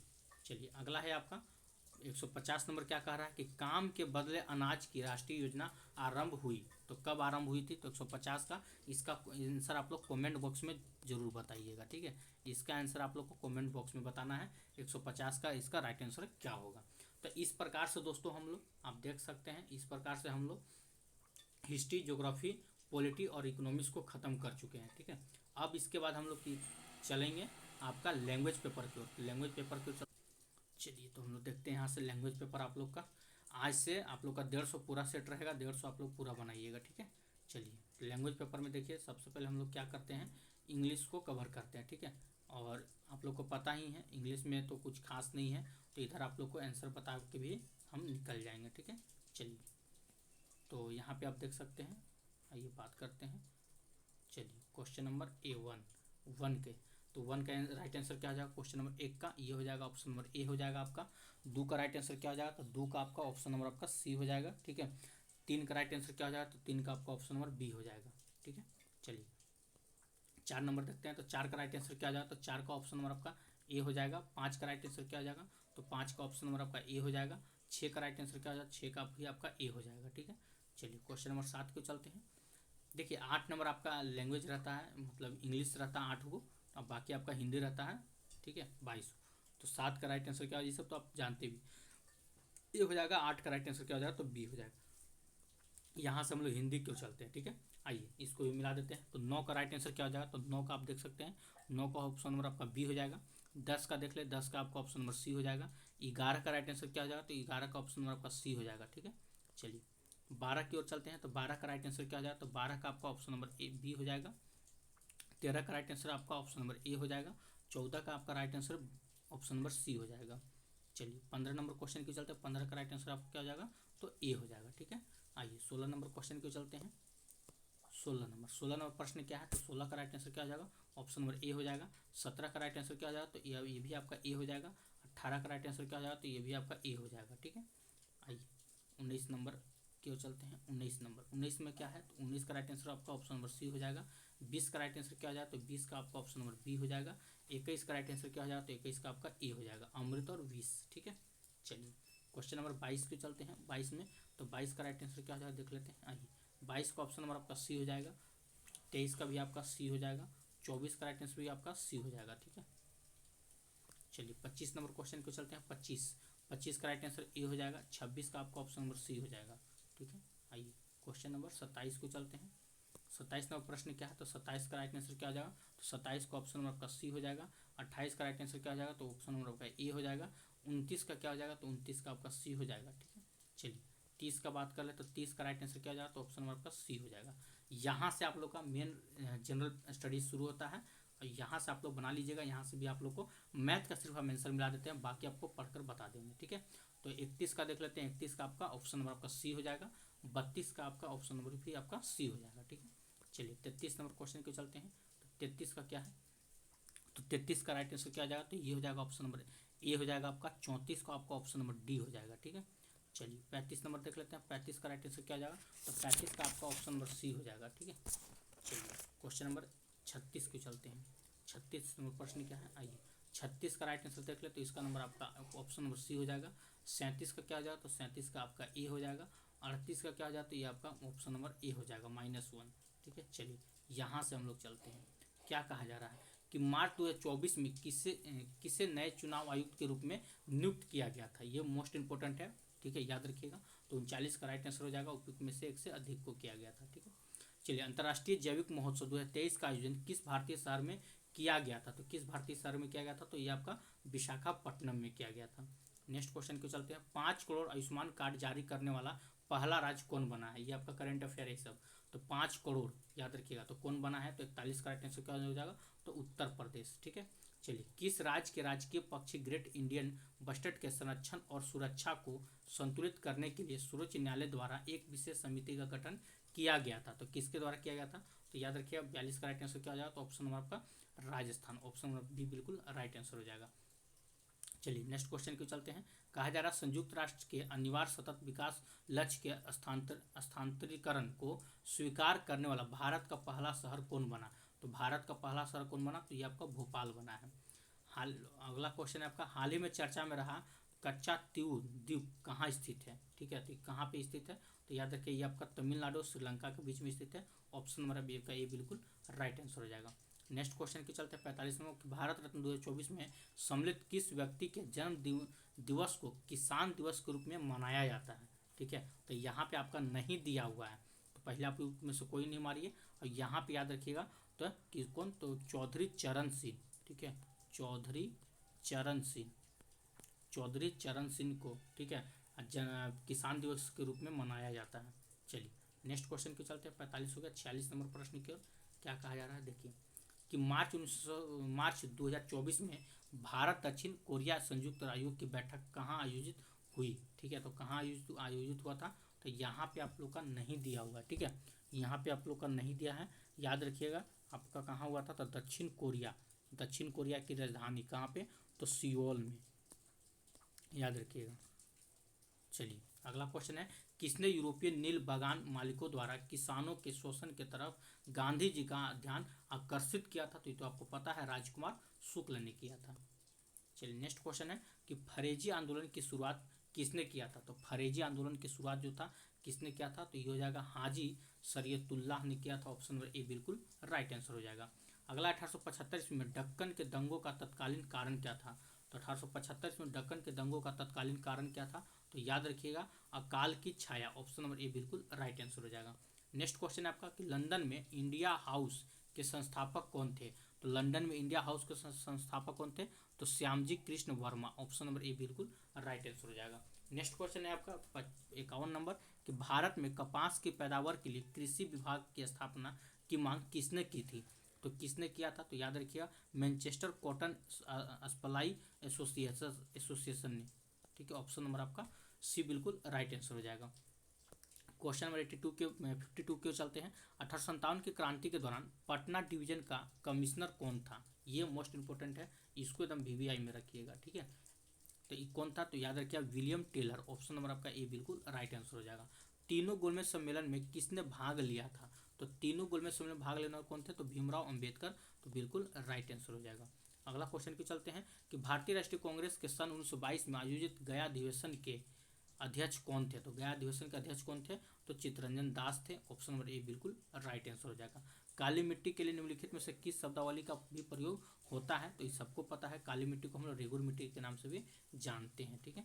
चलिए क्वेश्चन नंबर 56 को चलते हैं। 56वां प्रश्न क्या कहता है, देखिए कि पूर्वी उत्तर प्रदेश एवं बिहार के भाग में निम्नलिखित मैदानों में से किसमें सम्मिलित है, ठीक है, तो 56 का राइट आंसर क्या हो जाएगा, तो ये हो जाएगा मध्य गंगा मैदान। अगला है ग्रेट विक्टोरिया मरुस्थल कहाँ स्थित है, तो ये इसका राइट आंसर हो जाएगा ऑस्ट्रेलिया में।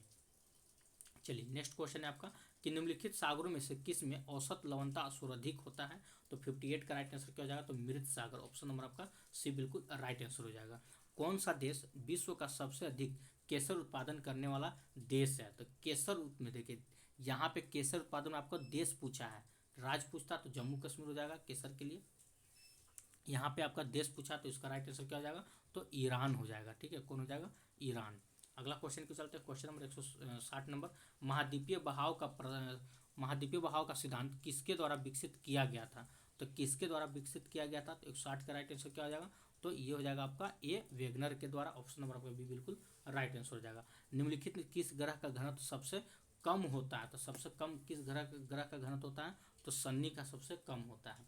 अगला है आपका क्वेश्चन नंबर 62, सारगेसो सागर एक हिस्सा है, तो सारगेसो सागर किसका हिस्सा है, उत्तरी अटलांटिक महासागर का। ऑप्शन नंबर सी बिल्कुल राइट आंसर हो जाएगा। ठीक है, चलिए 63 नंबर क्वेश्चन को चलते हैं। निम्नलिखित में से किस कार्य के लिए प्रत्यावर्ती धारा का उपयोग नहीं किया जा सकता है, तो 63 का राइट आंसर क्या हो जाएगा, तो इलेक्ट्रोप्लेटिंग। ऑप्शन नंबर सी बिल्कुल राइट आंसर हो जाएगा। आवर्त सारणी के समूह 1 से लेकर 7 दोनों में परमाणु संख्या को बढ़ने के साथ साथ निम्नलिखित में से क्या बढ़ती है, तो 64 का राइट आंसर क्या हो जाएगा, तो ये हो जाएगा परमाणिक त्रिज्या बढ़ती है। ठीक है, चलिए क्वेश्चन नंबर 65 को चलते हैं। सरसों के तेल का तीखापन किसके कारण होता है, तो सरसों का तेल का तीखापन है ये किसके कारण होता है, तो इसका राइट आंसर क्या हो जाएगा 65 का, तो याद रखिएगा ये हो जाएगा आपका एलिल आइसोथोसाइनाइड के कारण होता है। ऑप्शन नंबर आपका सी बिल्कुल राइट आंसर हो जाएगा। इधर देखते हैं अगला क्वेश्चन क्या है आपका 66 नंबर, कि एक दूसरे के समांतर असमानी एवं नारंगी प्रकाश में प्रिज्म से गुजारा जाता है तो क्या होता है, तो याद रखिएगा आसमान के रंग की किरण अधिक झुकेगी। ठीक है, चलिए क्वेश्चन नंबर 67 नंबर, कौन सा सूत्र असंतुलित कार्बन यौगिक से संबंधित है, तो कौन सा हो जाएगा, तो यहाँ पे आपका नहीं दिया हुआ, याद रखिएगा C2H4। ठीक है, ऑप्शन नंबर में से कोई नहीं। कोशिका के 6 कार्बन वाले अणु ग्लूकोज के 3 कार्बन वाले अणु पारुव्यक्त में विखंडन की प्रक्रिया कहाँ पर होती है, तो कहाँ पर होती है, तो 68 का हो जाएगा, कोशिका द्रव में होती है। नेक्स्ट क्वेश्चन क्यों चलते हैं। अगला क्वेश्चन आपका उच्च पोषी स्तरों में रसायनों के संचयन की प्रक्रिया को क्या कहा जाता है, तो क्या कहा जाता है, तो इसका राइट आंसर क्या आ जाएगा, तो जैविक आवर्धन कहा जाता है। ऑप्शन में भी बिल्कुल राइट आंसर हो जाएगा। अगला है हमारे प्राकृतिक संसाधनों के संरक्षण के लिए इनमें से किस विधि का उपयोग किया जा सकता है, तो किस विधि का उपयोग किया जा सकता है, तो आसपास के स्थानों पर जाने हेतु वाहनों का उपयोग न करते हुए चलकर जाना, इसका विधि का उपयोग किया जा सकता है। तो इस प्रकार से दोस्तों हम लोग सेट नंबर आप देख सकते हैं, सेट नंबर 7 को हम लोग खत्म कर चुके हैं। ठीक है, यहाँ पे आप देख सकते हैं, चलिए सेट नंबर 7 को हम लोग खत्म कर चुके हैं। अगर अभी तक आप हमारा सेट नंबर 1 से लेकर, अगर हम बात करें 1 से लेकर 6 तक का अभी तक आप नहीं देखे हैं, तो हमारा यूट्यूब का प्ले लिस्ट में जाकर BPSC TRE 4 एक अलग से बना हुआ है, क्लास लिखा हुआ है 9 to 10, वहाँ से 9 to 10 वहाँ से जाकर आप हमारा 1 से लेकर 6 तक का वीडियो को देख सकते हैं। अगर अभी तक आप हमारा टेलीग्राम ग्रुप में नहीं जुड़े हैं, तो टेलीग्राम ग्रुप में जुड़ने के लिए आप हमारा टेलीग्राम ग्रुप में जुड़ने के लिए इस वीडियो के डिस्क्रिप्शन लिंक में टेलीग्राम ग्रुप का लिंक दे देंगे, वहाँ से आकर अपना टेलीग्राम ग्रुप को ज्वाइन कर सकते हैं। और प्रत्येक दिन जिस दिन हम रात में 8 बजे आप लोग को इसका PDF भेजेंगे, ठीक है, इसका PDF हम रात में 8 बजे भेजेंगे, उसके अगले दिन 10 बजे, याद रखिएगा, उसके अगले दिन 10 बजे आप लोग को आंसर मिला दिया जाएगा हमारा यूट्यूब चैनल पर। ठीक है, तो फिलहाल आज के लिए इतना ही। अगर आप लोग को वीडियो अच्छा लगा तो वीडियो को लाइक कीजिएगा, चैनल को सब्सक्राइब कीजिएगा, इससे ज़्यादा से ज़्यादा शेयर जरूर कीजिएगा। जय हिंद, जय भारत।